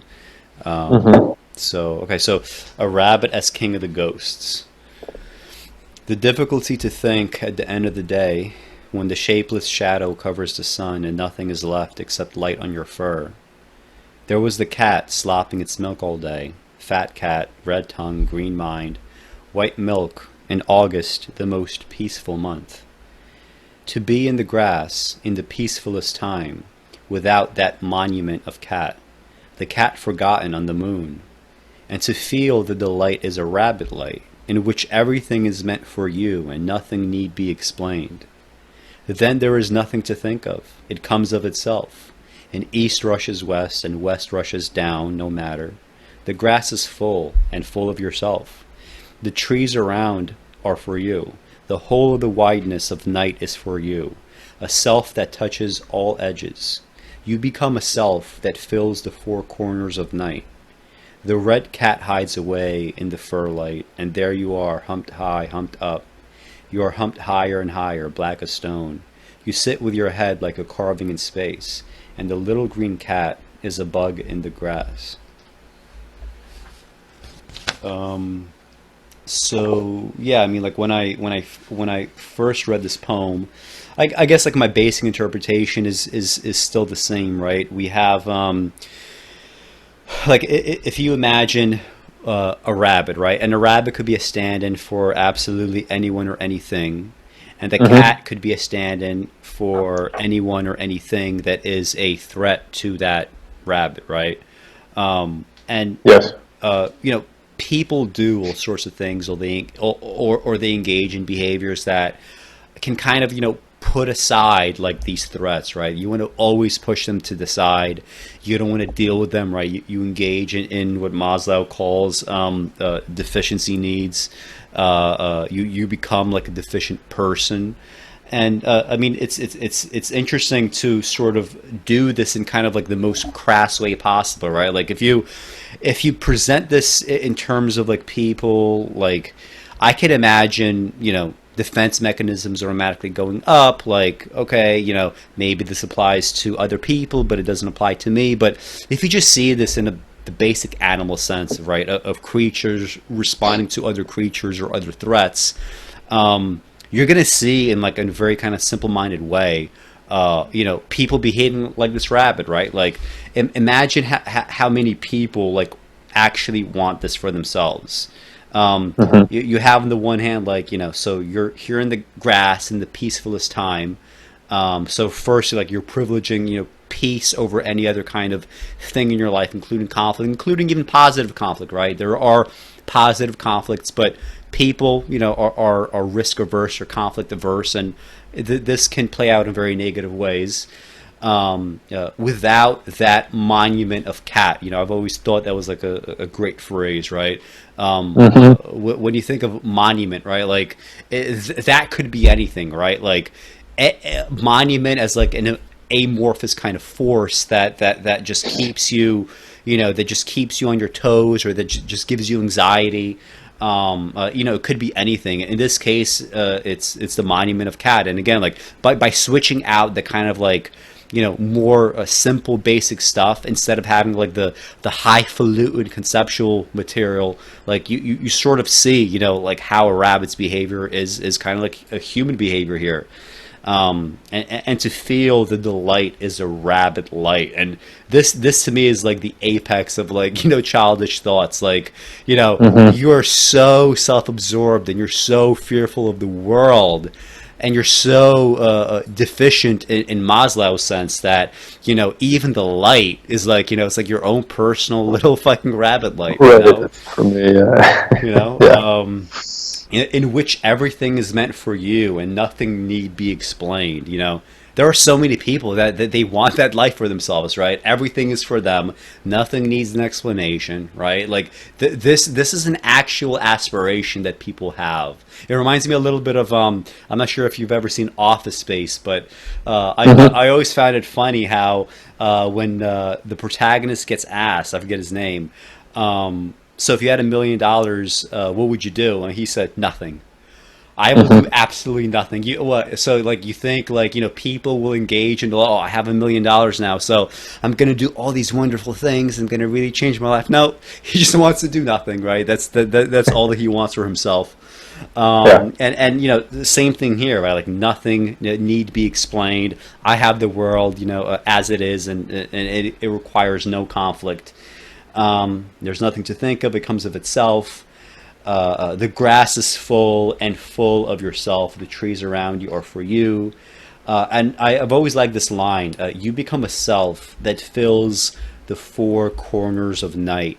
Like even the threat that this rabbit or like a human being is made to feel, that threat is so like simplified and caricatured that like, you know, the night suddenly has like four corners, right? Like, and that's such a simplification of like what the nighttime is, right? The nighttime, to the extent that it has any kind of danger, it's much more than four corners. But, you know, I think so many human anxieties can more or less be kind of seen in that sense, right? Like you simplify human fear and anxiety to just that, right? Like you just have those four corners, right? There's nothing more. It's like this like simple formula. It's a simple equation. As long as you have those four pieces, this is the thing that you have to fear.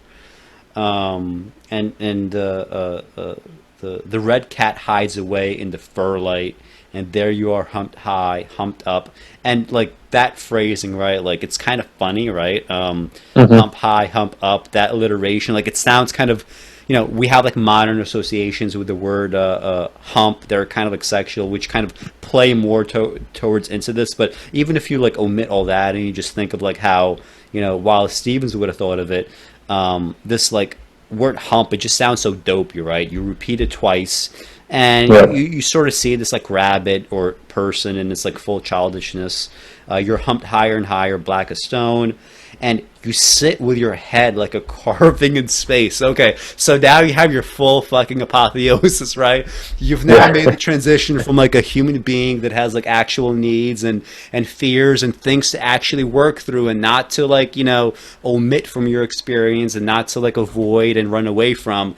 Now you get to be this like completely disembodied carving in space, right? This is now your fucking human apotheosis. This is the guy in Office Space, right? This is his I get $1 million and I do nothing, right? I get to be this disembodied, disemboweled, you know, non-entity, right? And the little green cat is a bug in the grass, right? So if you want to talk about like, you know, poor, you know, risk management in human beings, right? This is exactly what happens, right? You get so scared of life, right? You're so avoidant that even things that are actual threats that you need to be taken care of, now they're just so like you don't even have to deal with actual threats anymore, right? Forget about your little anxieties. Now actual existential problems are not problems for you. And again, you know, from a Maslow sense, like I say this before, but like the biggest threat in life, right, to you, like existentially, is if you're a white person in America and you wake up in the morning, and if you decide to have a donut that morning and every morning thereafter, that is your fucking existential threat. It's not you getting murdered, right? It's not you getting mugged. It's not anything other than, did I do this completely stupid thing, which is like, you know, eat the wrong food at the wrong time too many times. And you know, people are terrible at that kind of risk assessment. They're much more concerned about things that are probably not going to get them, right? And you know, like here this is being expressed in poetry. I mean, this is just such a wonderful poem, especially for people that don't, you know, like Wallace Stevens is not an easy poet, especially if you're starting with Wallace Stevens. But I think this is a poem that's like immediately comprehensible to the majority of people, like if assuming you read it a few times. Yeah, I would agree with that. Any other comments? I'll make a few comments on it. But I'm honestly really exhausted. I really have nothing else to say. Okay, yeah, same. So, I mean, yeah, my thoughts as it pertains to Maslow are almost verbatim a few that you shared at the beginning. The rabbit as a stand-in for the reader, or any person really, people at large, dealing with multiple uncertainties or threats in life. Also, the threat of our own selves and our tendency toward regression. Mm-hmm.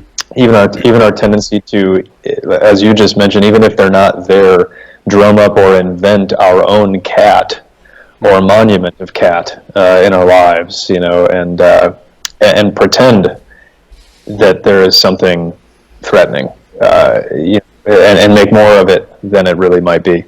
We all do this, but we can overcome that. And you know, Maslow would say again, it's through B cognition, it's through self-actualization, it's through peak experiences and repeating those behaviors over time. And I, as I was reading the poem again in that context and kind of in this Maslow mindset, maybe the main passage that stood out to me was, the grass is full and full of yourself. The whole of the wideness of night is for you, a self that touches all edges. You become a self that fills the four corners of night, as you mentioned that particular line. So, maybe this is, in a way, Stevens's take on, self-actualization, that this is possible. You can do this. The grass, maybe in this case meaning life, life is full and full of yourself. Again, kind of that interrelationship of the macro and the micro. When you are actually working towards something or being your best, the trees around are for you, the whole of the wideness of the night is for you. So again, while that's certainly one interpretation is selfishness, everything is mine, and I want to have it. It could definitely be both. This is probably why, maybe again, some motivated reasoning here. Like maybe a little bit of darkness in my life makes me think of this more darkly, but there is definitely a sense of transcending here. Like you can do it, but the fact that you could read it identically in the opposite sense, right? This is one of the things about artistic greatness, right? You want to be able to have this multiplicity of meaning. And when Maslow talks about the sense of tension and resolution, this is an example of that in the arts, right? Like you have all the time, in the arts, things that are contradictory, right? Like meanings that are contradictory, or interpretations that it could be this or it could be the exact opposite, and you don't necessarily get to know what that is, right? This is this would be one of the reasons why this is a great poem. The fact that it does have this kind of multiplicity, right? Which was kind of in tune with my earlier reading back from that essay from a few years ago. And my final comment is again with that multiplicity or ambiguity. Even the title. Yeah, a rabbit as king of the ghosts. He could have made so many different decisions on that. A rabbit as king, a rabbit as a ghost, the king of the ghosts. Yeah, I mean any version thereof, but then a rabbit as king of the ghosts. What does that exactly mean? And it plays into a lot of the meanings that we just discussed, right? Like it could play into either either reading and perhaps other readings as well. Right? Yep. So that frequently overlooked usage of a good title, which Stevens was a master of. So. Yep. Well, we do have. I do have that one poem that I just sort of snuck in without telling you. I was gonna just we should surprise each other. We should always I didn't know that you'd be able to discuss the Bosch triptych, but you were. So we should always strive to surprise each other. And so this poem, it's from Leaves of Grass, a deathbed edition. It's titled as I pondered in silence. Not, I guess it's not really the title. I guess it's just the first line of the poem.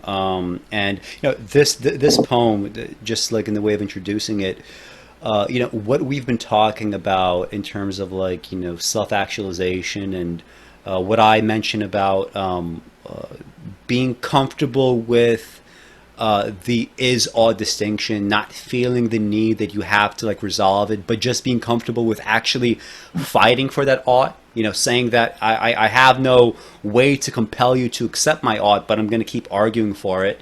And if you don't want to join in my program, in my war, right, that's fine. But I think I'm going to accumulate a larger army, right, which is essentially what values are, right? If you don't have enough soldiers for your values, whether these soldiers be people espousing your arguments or you making these arguments themselves, these values are never going to take root in the world, right? You have to always be able to do that.